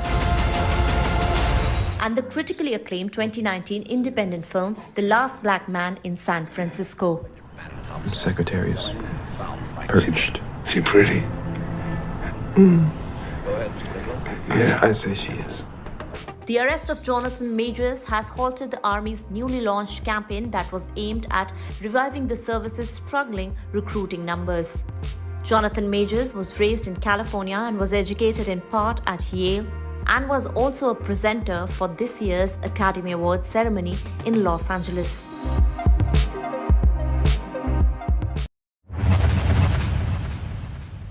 You said at one of our conclaves and it stuck with me. Kuch banne ka nahi, kuch karne ka socho. Since you're a great believer of technology, Prime Minister, I thought you would enjoy meeting our newest anchor, Sana. She is our first AI anchor and I'd very much like you to meet her. Sana, come say hello. माननीय प्रधानमंत्री जी, हम आभारी हैं कि आप हमारे बीच आए। मेरी ऑन द जॉब लर्निंग अब शुरू हो गई है और 2024 तक मैं देश की सबसे अच्छी जर्नलिस्ट होने की कोशिश करूंगी। उम्मीद करती हूं कि तब आपसे एक एक्सक्लूसिव इंटरव्यू करने का मौका मिलेगा। बहुत बहुत धन्यवाद। Thank you, Sana. I'm sorry, Prime Minister, she's very ambitious. I'm sure, PM, you already have a few AI spokespersons in the making, ready for me. And I will be welcoming them in the Aaj Tak AI newsroom.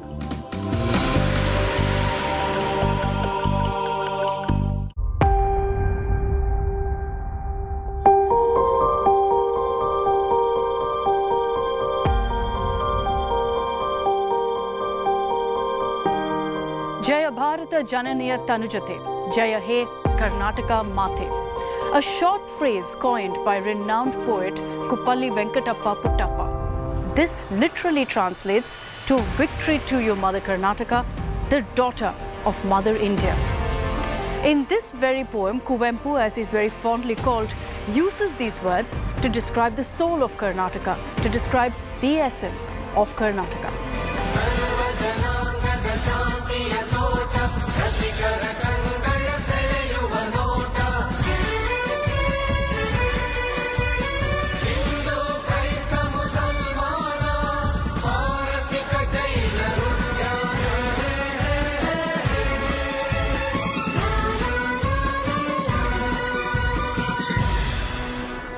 Okay, hold on, let's get real.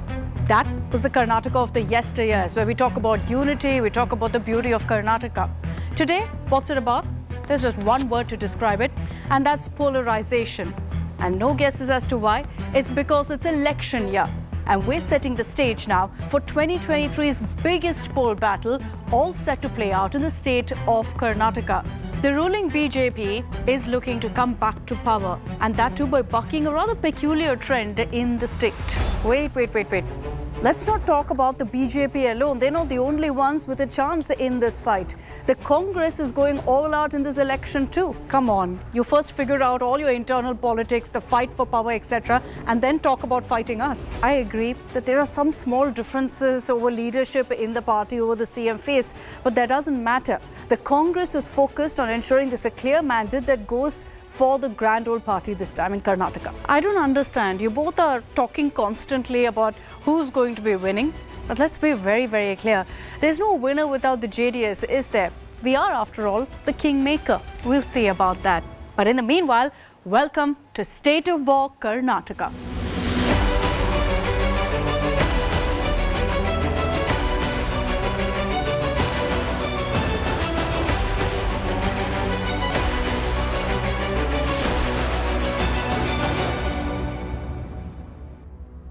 So much going on, so much that's happened in Karnataka.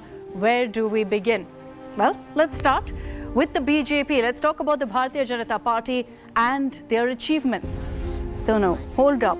Let's focus on the numbers first, because that's what an election is all about, right? Let's start with that.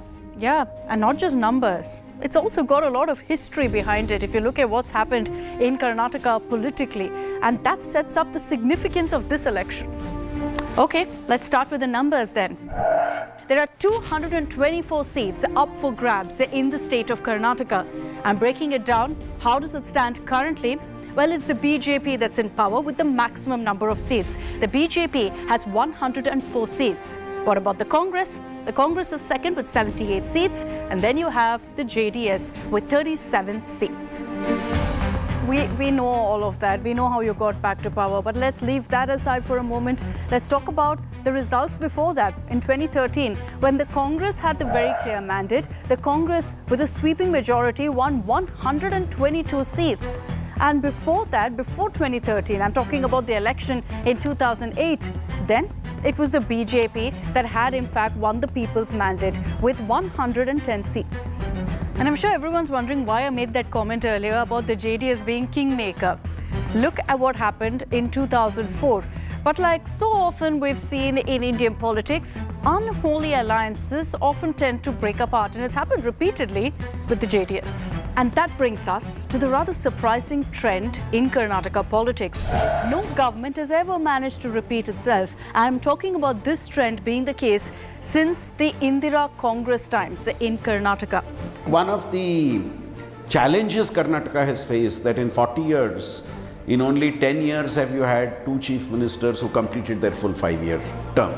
So I think that's one of the internal dynamics of political parties and has worked to their disadvantage. And this time also, if you see, no political party, by no I mean at least the Congress and the BJP, have not declared their chief ministerial candidate. And which is a reflection of the fact that you are going into an election as a party and not as a leader.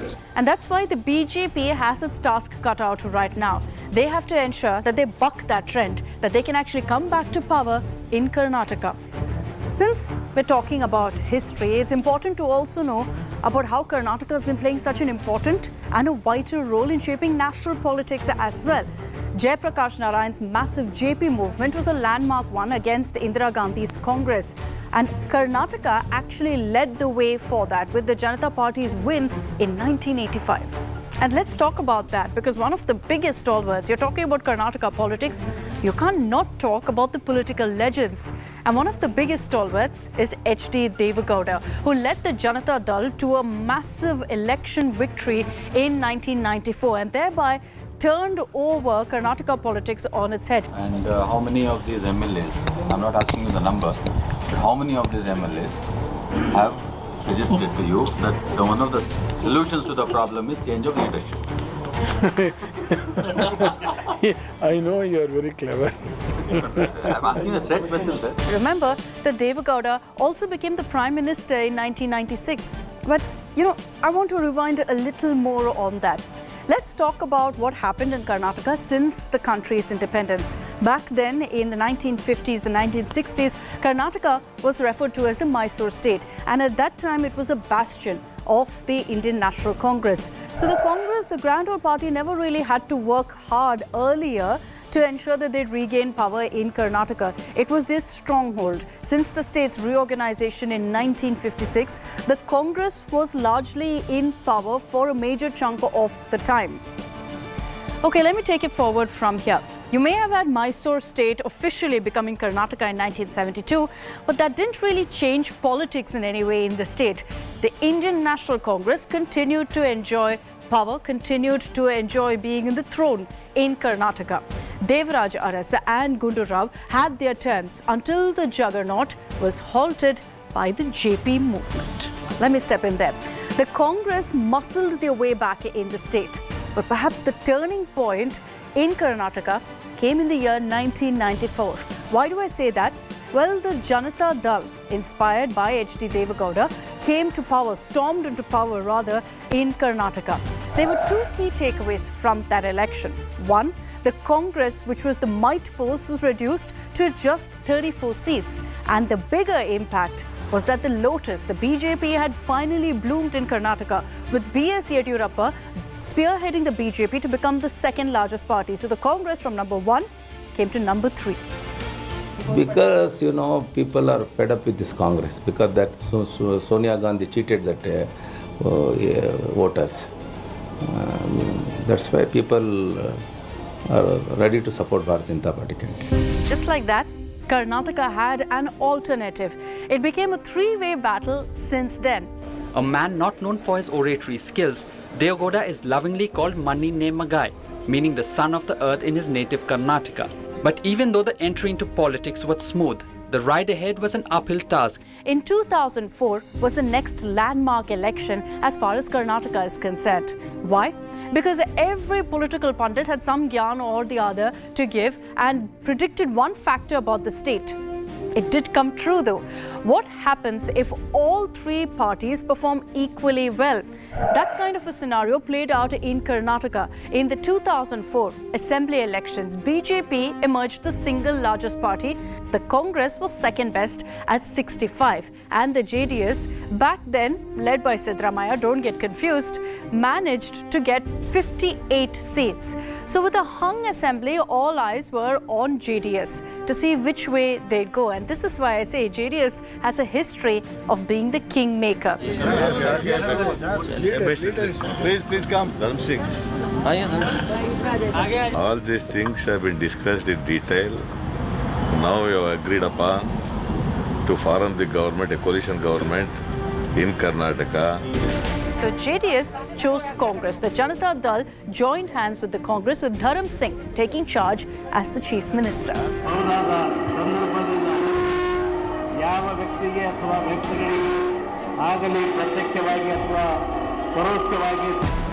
And what happened next in Karnataka is a word that we derive from the state itself. Endless Nataka. Siddaramaiah had a fallout with H.D. Devagowda, and then, twist of twists, in 2005, Siddaramaiah is expelled from the JDS. Why do you want to move Mr. Siddaramaiah from the leadership of the JDLP to the party work? For which reason we are going to take that decision? Impurash will going to address the press. I say I was the hindrance, stumbling block for his plan. That's why he removed me first. Now you're still hindrance. You still are hindrance. Does it end there? No, in Karnataka, that's just the beginning. What more you want me to A year later, Siddaramaiah joined hands with who were once his arch rivals with the Congress in the presence of Sonia Gandhi in this massive welcome campaign that the Congress led. A move that forced the JDS to break allies with the Congress and maybe call for fresh elections. So now suppose BJP says that they accept all your maybe your manifesto. So will you join hands with them in form government? No, hold on. They had better plans also. In politics, we've seen it so many times. There are no real friends or enemies for that matter. It's all about who will sit on the seat of power. JDS thereby walked up to the BJP and formed the government. And H.D. Kumaraswamy is made the chief minister. So there you have it. All drama taken care of. H.D. Kumaraswamy ಅವರನ್ನು ಕರ್ನಾಟಕದ ಮಾನ್ಯ ಮುಖ್ಯಮಂತ್ರಿಗಳಾಗಿ. Not at all. It was the beginning of another fresh cycle of drama. Because JDS, H.D. Kumaraswamy and B.S. Yediyurappa now got into a fight over any guesses? Power. And over the CM throne, who will be the chief minister.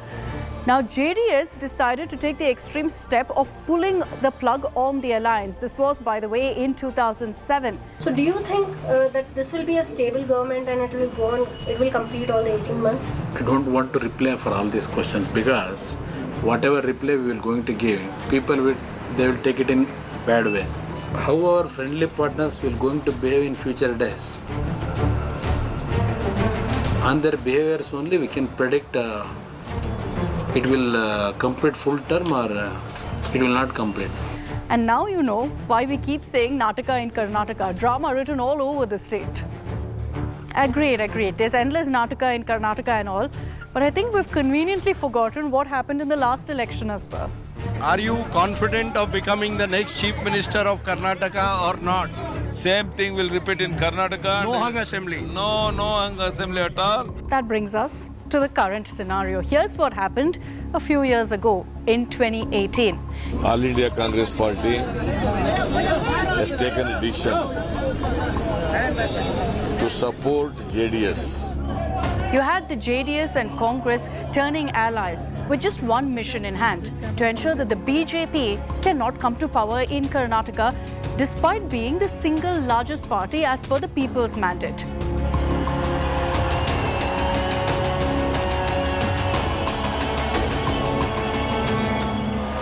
Once again, you had H.D. Kumaraswamy at the throne. He took oath as the chief minister of Karnataka. And that moment led to this massive photo op, a show of strength by the opposition like nothing we've ever seen or perhaps have seen after that.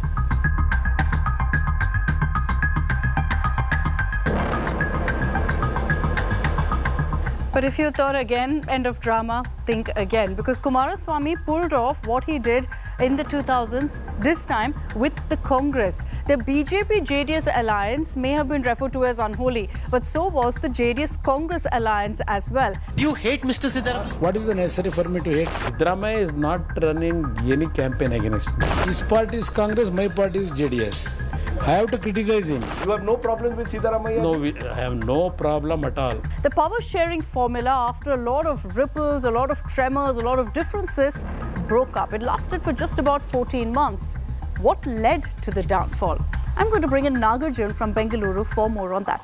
It was in July 2019 that 17 MLAs from the coalition government resigned and flew to a resort in Mumbai city.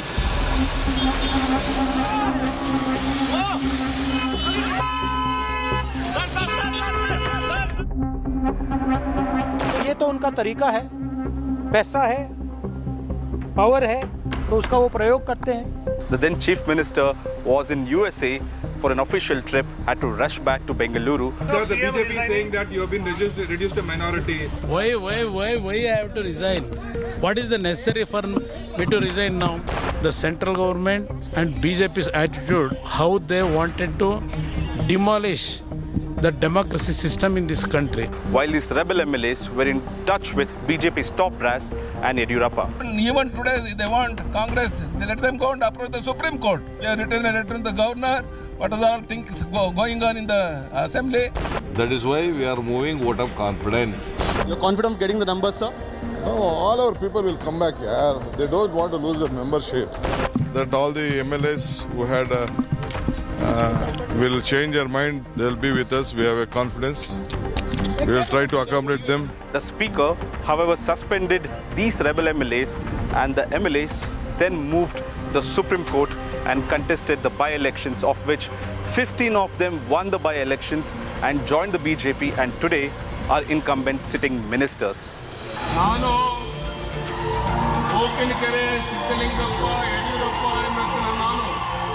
Credit of my becoming the chief minister today goes to the people of the state who solidly stood behind me and my party. Mine is the development government, and development is only my goal. So the saffron wave is back in Karnataka in the most dramatic way, as is expected from Karnataka politics.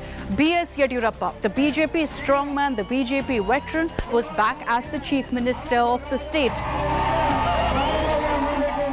But surprise, surprise, in a matter of 2 years, on the BJP's second anniversary as the government in Karnataka, he stepped down. He resigned in a rather emotional moment in the Karnataka Assembly. And why? Because of the BJP's age barrier, the age cutoff that they have.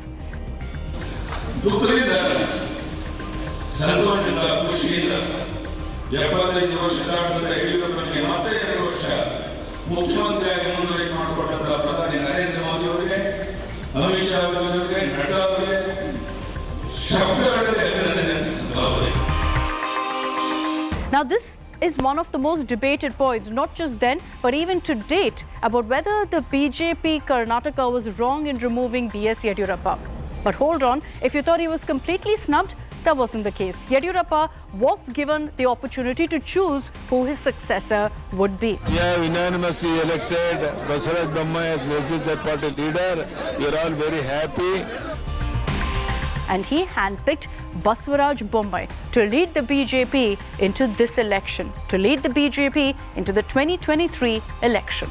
Probably they'll be looking into the legacy which my father has left. So based on that, they are putting a lot of faith in me, like my central leaders Narendra Modi ji and Yediyurappa ji. So I have to live to the expectation of everybody. So I'm guessing you got the flow and all of what's happened in Karnataka politics so far.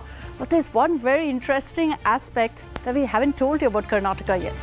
What are you talking about?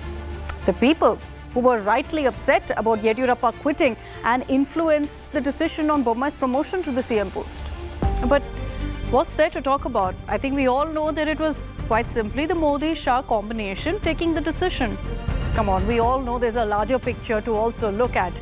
it's also about caste and community, the mix of how that kind of politics really influences parties' decisions in the state. And I'm talking particularly about two caste groups, the Lingayats and the Vokkaligas. So let's put this stat out. Out of the 23 chief ministers that Karnataka has seen so far, 10 have come from the Lingayat community. Who are they? Well, a group of seers of different maths who back politicians and are a guaranteed vote bank. They constitute 17% of the state's population, and believe it or not, they're the deciding factor in about 120 of 224 Karnataka Assembly constituencies. Just so you know, Lingayats used to support both the Congress and BJP candidates earlier, but they moved away from the Congress, away from the Grand Old Party in 1990. This was when Rajiv Gandhi removed Virendra Patil as the chief minister. And let's get you some stats here of the BJP and how much the Lingayats matter to them.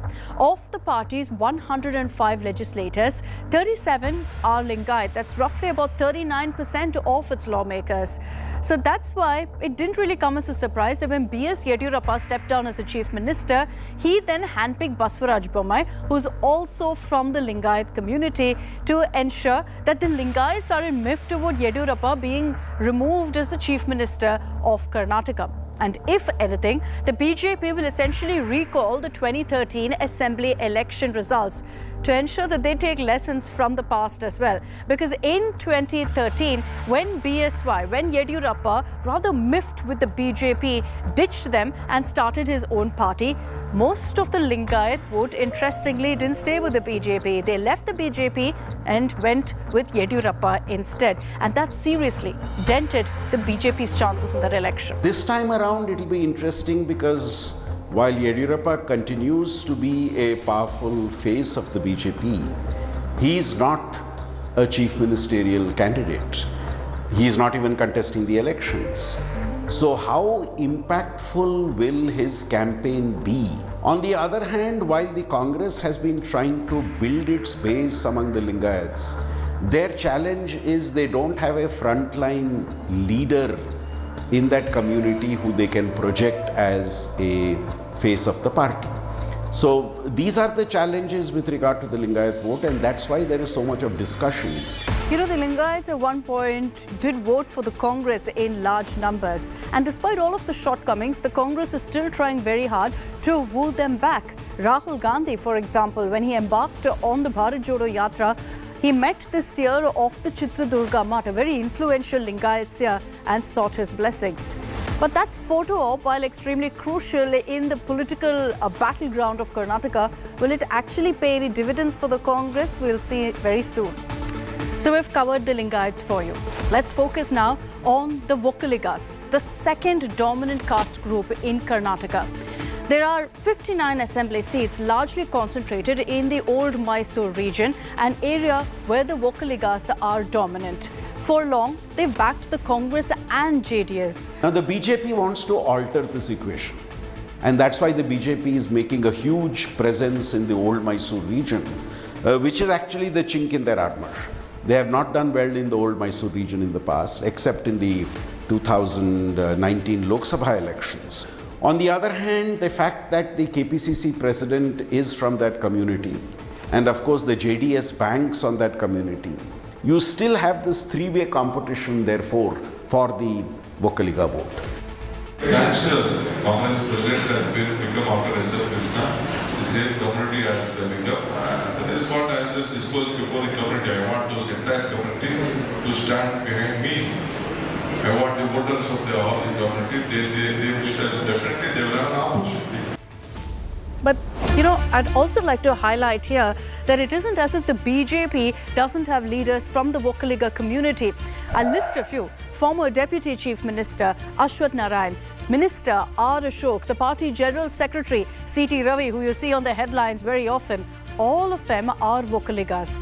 And in December 2022, Home Minister Amit Shah also made his speech asking the community to step forward, look beyond the Congress and choose the BJP this time.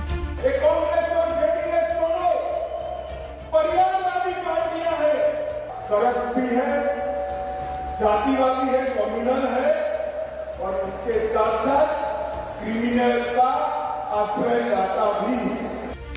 And it's not just the BJP and the Congress. Let's not forget the JDS here. They also have a big say as far as the Vokaliga community is concerned, and they're doing everything they can to woo the community.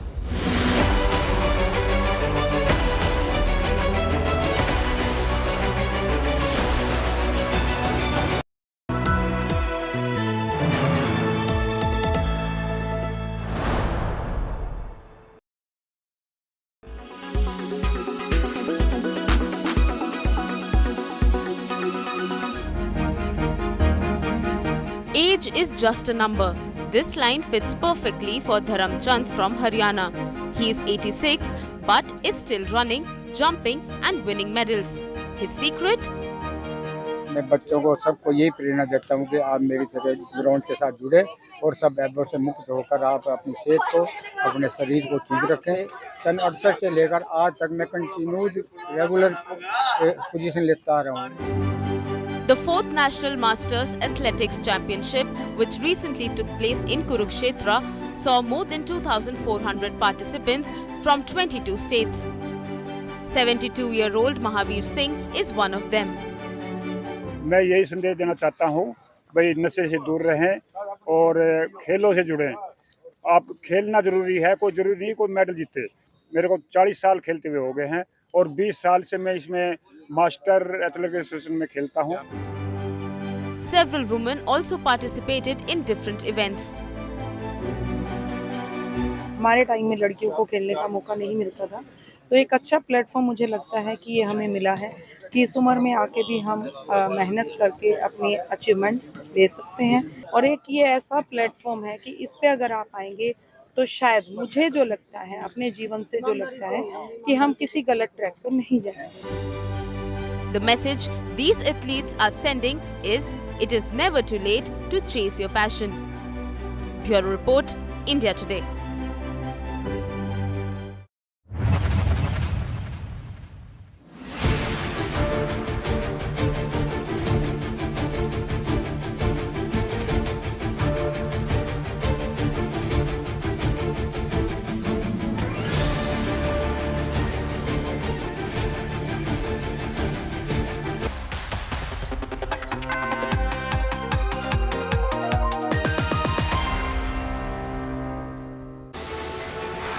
Good afternoon and welcome. You're watching The Lunch Break. I'm Pooja Shali. Let's begin first with the headlines.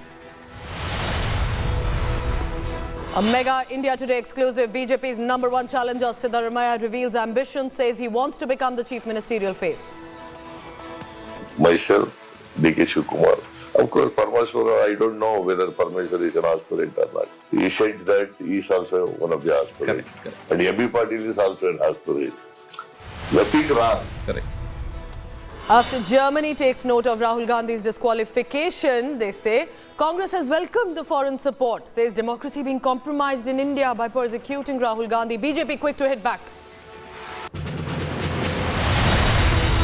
Poster war goes national as Aam Aadmi Party puts up anti-Modi posters in across Delhi and Ahmedabad.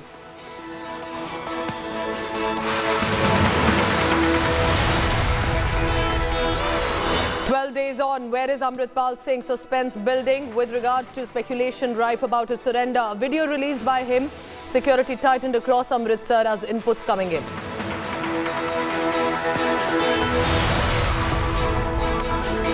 Guns, swords, hockey sticks brandished in Ram Navami rally in Bengal a day after Chief Minister Mamata Banerjee warned that these armed processions will lead to communal riots.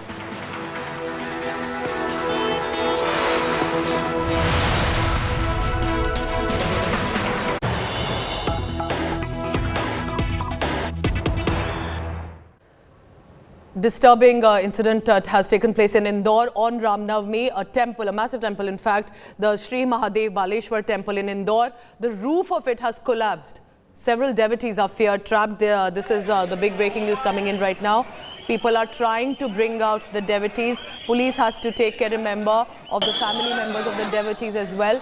The roof of the temple collapsed. there are devotees feared trapped, but this is more important, remember, because this is the Ram Navami festival. There are hundreds, if not thousands of devotees who attend and go to the temples to offer prayers. We're trying to ascertain more details about what is the status currently and how big was that area of the temple where the roof had collapsed. Because from where it looks like, it appears that there was a massive depth also. And with the roof, was there another floor also that has gone down? Police is on the site right now. But not only just about rescuing the devotees, it has to ensure family members in the crowd gathering also has to be kept at bay. Let's listen into reactions already coming in. भगवान की कृपा से हम सब पूरी ताकत से rescue operation में जुटे हुए हैं। मैं लगातार संपर्क में हूं। अब तक 10 लोग सुरक्षित बाहर निकाले जा चुके हैं। 9 और सुरक्षित जीवित अभी अंदर हैं जो सुरक्षित हैं और बाकी के लिए प्रयास लगातार जारी है। मुझे लगता है कि प्रभु राम की कृपा से, भगवान की कृपा से हम लोग जो बेहतर से बेहतर हो सकता है, सारे संसाधन वहाँ जुटाए हुए हैं और काम में लगे हैं। This is the Sri Mahadev Baleshwar temple, and from the visuals on your screen right now, it appears that it's not just the roof, that it could have also taken floors with it. We are trying to ascertain, was the foundation of the temple not strong enough? How old was this temple? Because from the looks of it, there are many people who have already gathered, clearly looking out for their family members.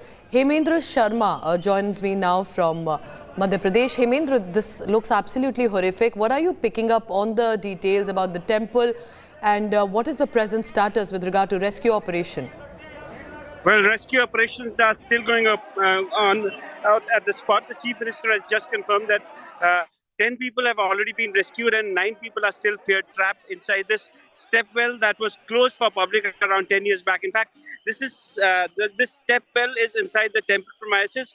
There was a roof that was constructed on top of this step well about 10 years back, and at that point in time it was stopped for public. And today, on the occasion of Ram Navami, there were several hundred people inside the temple premises, and close to 24 people were standing on this terrace that was constructed 10 years back when this roof collapsed, and close to 24 people fell inside this step well. Rescue operations are still going on. As the Chief Minister has confirmed, 10 people have already been rescued and 9 are still feared trapped inside. To service. 2 fire tenders have also been put into service on the spot, and all efforts are being made to pull out these people. The municipal authorities are also there on the spot. Police administration is also there, and district administration is also there on the spot. Stay on with me, Hemendra, because let's take a look at one of the ground reports that have been sent in. This is a very ancient temple, and they're in Indore, and I'll try and get you more details about the temple. Let's take a look at the ground report.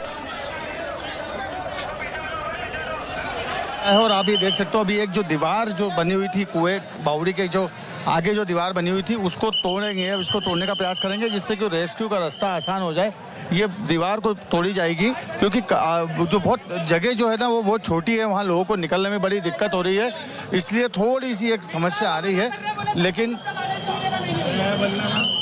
लेकिन ये जो है जगह बनाई जा रही है यहाँ से, और सब लोगों को पीछे हटाया जा रहा है इसको करने के लिए, क्योंकि ये जो मंदिर प्रांगण है वो बहुत छोटी जगह है और वहाँ जो है रेस्क्यू करने में बड़ी दिक्कत आ रही है प्रशासन को, और जो रेस्क्यू टीम के जो लोग हैं, नगर निगम की जो टीम है, उनको जो है बड़ी दिक्कत आ रही थी। आप देख सकते हैं मेरे सामने ये पूरा जो अमला लगा हुआ है, यहाँ पे 5 जेसीबी बुलाई गई है, 3 क्रेन यहाँ पे बुलाई गई है, और अब इसके बाद में जो है ये जो वहाँ रेस्क्यू में दिक्कत आ रही थी, ये आप मेरे सामने देख सकते हैं ये जो दीवार है अब इसको तोड़ा जाएगा, तो इसके तोड़ने के बाद में यहाँ एक स्पेस काफ़ी अच्छा मिल जाएगा जिससे कि रेस्क्यू करने में जो है परेशानी नहीं आएगी।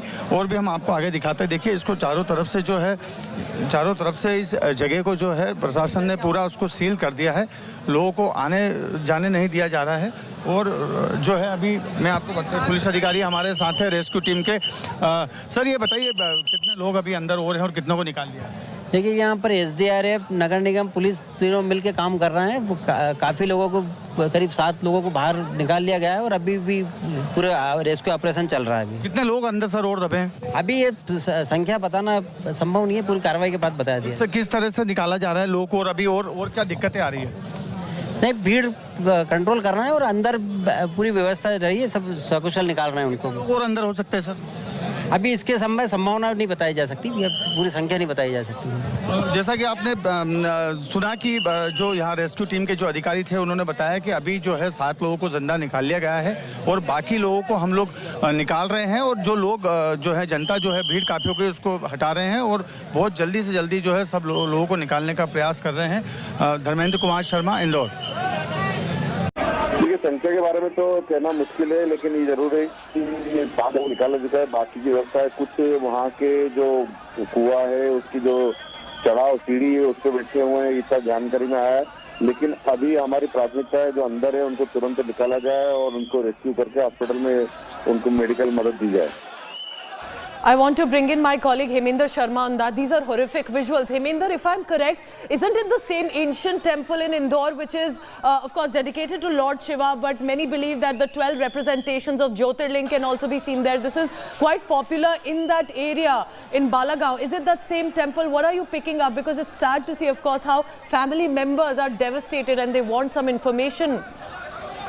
Yeah, this is the same temple that you are mentioning to. This is a very ancient temple of Lord Shiva over there, and every year on the occasion of Ram Navami, a huge crowd congregates at this place. This year also there was a large crowd, a large number of people had gathered over here, and as the celebrations were going on on the occasion of Ram Navami, there were certain people who climbed onto the terrace that was built on this step well about 10 years back. This step well was close to people around 10 years back, and today on the terrace or the roof of this step well around 24 people had climbed, and at that point in time the roof collapsed and these people fell inside the step well. The Chief Minister of the state has just issued a communication, and he has said that 10 people have already been rescued, 9 people are still trapped, and all efforts are being made to rescue these people who are still trapped inside. The Chief Minister of the state is in regular touch with the officials on the spot, district officials, district commissioner, district, the top police officials of the district. They are already on the stop. Municipal officials are also there. Trains have also been pressed into service because of the constraint of space. The people have the rescue operation team. They were finding it difficult to approach the site, so they are planning to demolish a wall, the approach wall towards the temple. So all-out efforts are still there on. But the good thing is that so far no casualty has been reported, and the people who are participating in this rescue operation, they are hopeful that there would be no casualty. And has anyone been rescued alive yet, Heminder? Are you picking up on information? Because from the visual that I can see on a screen right now, it looks like the roof has caved in and taken in some floors also, that likely the foundation was not very strong, because it appears that it's gone down many feet. Well, 10 people have been rescued from the spot. The Chief Minister has claimed this. In fact, he has said that all people who have been rescued, they are out of danger. First aid was administered to them on the spot, and thereafter they have been referred to the local hospital for further checkup. The good thing is that no one who has been rescued from the spot is in any form critically injured. All of them are out of danger, and also the authorities are claiming that they would be successful in rescuing all those who are trapped inside live. But that's the hope that they have expressed, and all-out efforts are still on to rescue these people. And as I said earlier, trains have also been pressed into service. There are ambulances on the spot. Fire tenders have also been pressed into service. Municipal authorities, police administration, and the district administration are there on the spot. And the area has been cordoned off. No devotees are there. They are not being allowed inside the temple premises. Already there is a lot of constraint of space inside the temple premises. So the police, for the moment, has succeeded in preventing any kind of stampede on the spot, because as this wall collapsed, a stampede-like situation, initial reports were that had occurred, but the police successfully managed to avert that situation, and now the situation there is under control. The only thing that remains to be done is that those people who are still trapped inside the stepwell, they need to be rescued. Stay on with me, Heminder. This festival celebration has turned into a death net for many. I want the breaking news also now that's coming in. There's Madhya Pradesh Chief Minister Shivraj Singh Chauhan has given out a statement on the Indore incident where a temple roof has collapsed, trapping many devotees with it. 10 people have been rescued, thankfully, but at least 9 to 10 more, which is the same number of those rescued, are still trapped. We hope that they will be rescued very soon. According to the Chief Minister, they are safe. Madhya Pradesh Chief Minister Shivraj Singh Chauhan has said no casualty as of now, and we are monitoring the situation. I want the viewer to look closely on the screen before we go across to what the Chief Minister also has said. Let's first listen in to the CM. और भगवान की कृपा से हम सब पूरी ताकत से रेस्क्यू ऑपरेशन में जुटे हुए हैं। मैं लगातार संपर्क में हूं। अब तक 10 लोग सुरक्षित बाहर निकाले जा चुके हैं। 9 और सुरक्षित जीवित अभी अंदर हैं जो सुरक्षित हैं, और बाकी के लिए प्रयास लगातार जारी है। मुझे लगता है कि प्रभु राम की कृपा से, भगवान की कृपा से हम लोग जो बेहतर से बेहतर हो सकता है, सारे संसाधन वहाँ जुटाए हुए हैं और काम में लगे हैं। भगवान About an update about that's come from the temple premises, and we hope that people will be rescued very soon. Look closely on your screens. See this grey wall. It shows that people who got trapped or at least fell are standing right adjacent, finding support somehow by the wall till help can reach them. This is devastating, and we hope that all of them can be rescued. Meanwhile, family members at this very narrow entry of the temple premises have to be pushed out by the police. Volunteers, police personnel are on the job. Heminder Sharma is tracking all the latest update on that. I can only imagine right now, Heminder, that those trapped would be waiting for, and time is running out, would be waiting for any support that can come. Which groups, organizations have swung into action? There must be the local state disaster management authority, the police. Can you tell us more about it? Well, the SDRF team, as you said, is also there on the spot. They are part of the rescue operation. The district administration is there.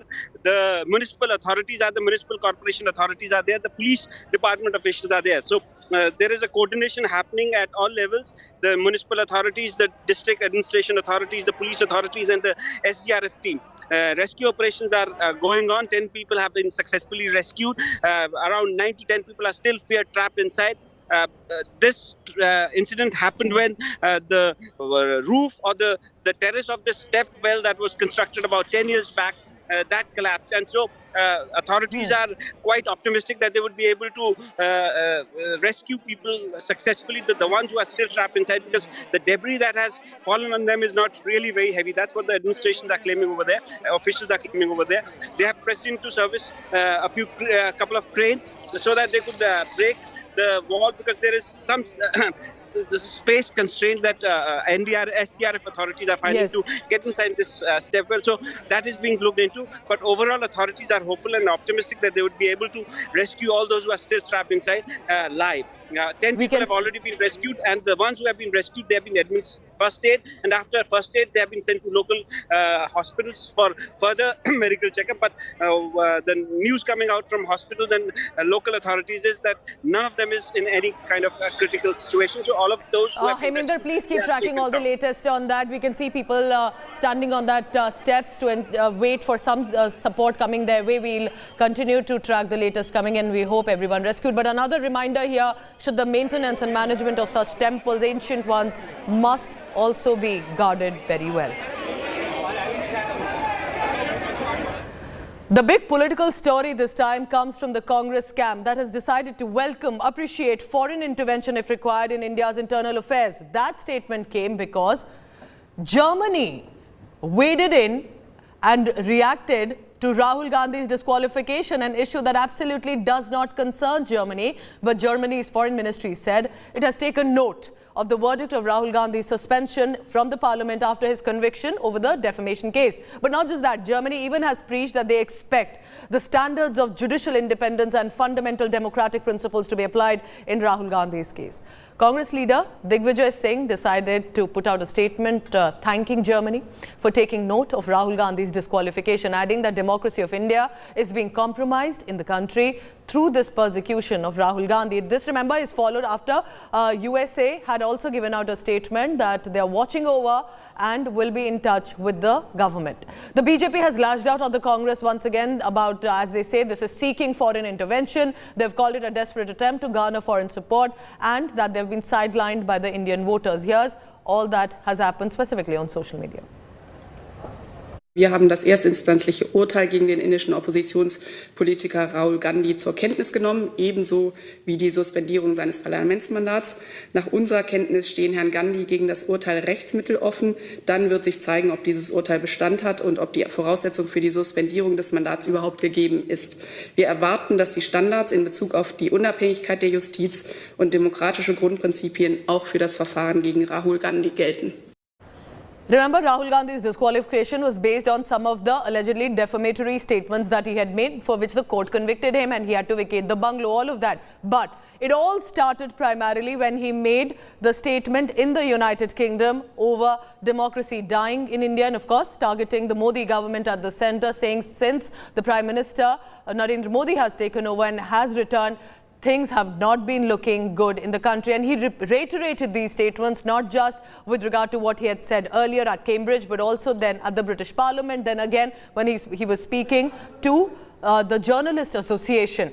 This is reflective of how it has become a huge international issue, where Germany, out of all these Western nations, apart from USA, has now decided to step in and say that we are taking note of what's unfolding in India. And this very clearly with regard to Rahul Gandhi's disqualification. Remember, what was interesting was, unlike USA, where it was a question to which answer was given, this German official read out a statement, which meant they clearly had it written down to be spoken about. Here's what External Affairs Minister S. Jaishankar said on Rahul Gandhi's plea for foreign intervention. Listen in. Rahul Gandhi, speaking in West London in the United Kingdom, said that you're scared of China, that the foreign minister says China is much more powerful than us. How can I pick a fight with them? At the heart of his ideology is cowardice, and then he goes back to the times of the British to say that the RSS never fought, and this is really the mentality that's seeped down. How do you respond to Mr. Gandhi? Okay. You know, I'm actually reminded, because first we are talking about Rahul Gandhi speaking about China abroad. I'm reminded of a very different experience I had in 2011. This was the first time I met Narendra Modi. He was then the opposition chief minister of Gujarat, very much under attack at that time. Political attack in India. He comes to China. I'm the ambassador.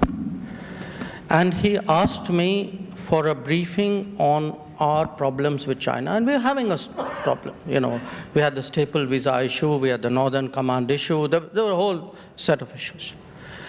So I told him that you're the first chief minister who's ever asked for a national security briefing. I'm curious to know why. To which he said, look, I'm an opposition chief minister. I have come to China. I do not want to say anything which is 1 millimeter other than my national position. And I have to be very careful. So I first need to fully understand from you. And two, at the meeting, if you see me deviating in any way, you signal me. I'm reminded of this because when I saw what happened in 2011 and I see what's happening today, I look at that contrast. Okay. Now your question. Look, I also, like many others, followed some of what Rahul Gandhi said when he was in UK. Obviously, look, a lot of it is politics. I'm putting that aside. Okay, there's a discount when it comes to politics. I am troubled as a citizen of India. I'm troubled as a citizen of India when I see somebody drooling over China and being dismissive about India. And I'll give you examples. And Germany's statement will definitely become a huge political showdown as well, specifically as the Congress has welcomed it and the government at the centre already charging at the Congress party. I'm wrapping up this bulletin for now. Thank you so much for watching. Stay tuned. Lots more on the other side. Take care.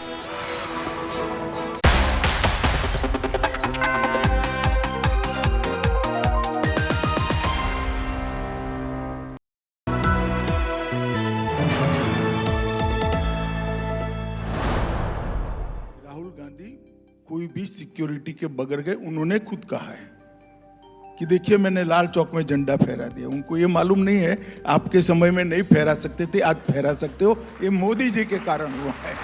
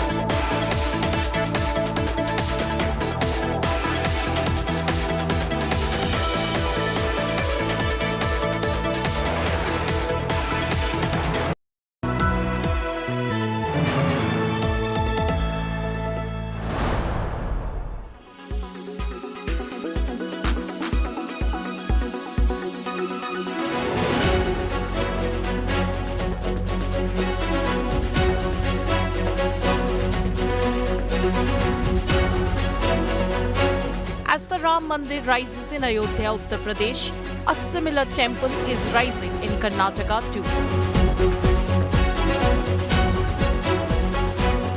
Eyeing the Hindu vote bank, the BJP government is all set to build a temple on the lines of the Ayodhya shrine in Ramanagara. The big announcement came just ahead of the assembly polls. The temple will be built on a 19-acre plot in Ramadevara Betta. First concept permission ಇವನ್ನೆಲ್ಲ ತಗೊಂಡು ನಿರ್ಣಯವನ್ನು ಮಾಡಿ ಮತ್ತೆ ನಿಶ್ಚಯ ಮಾಡೋಣ ಯಾವ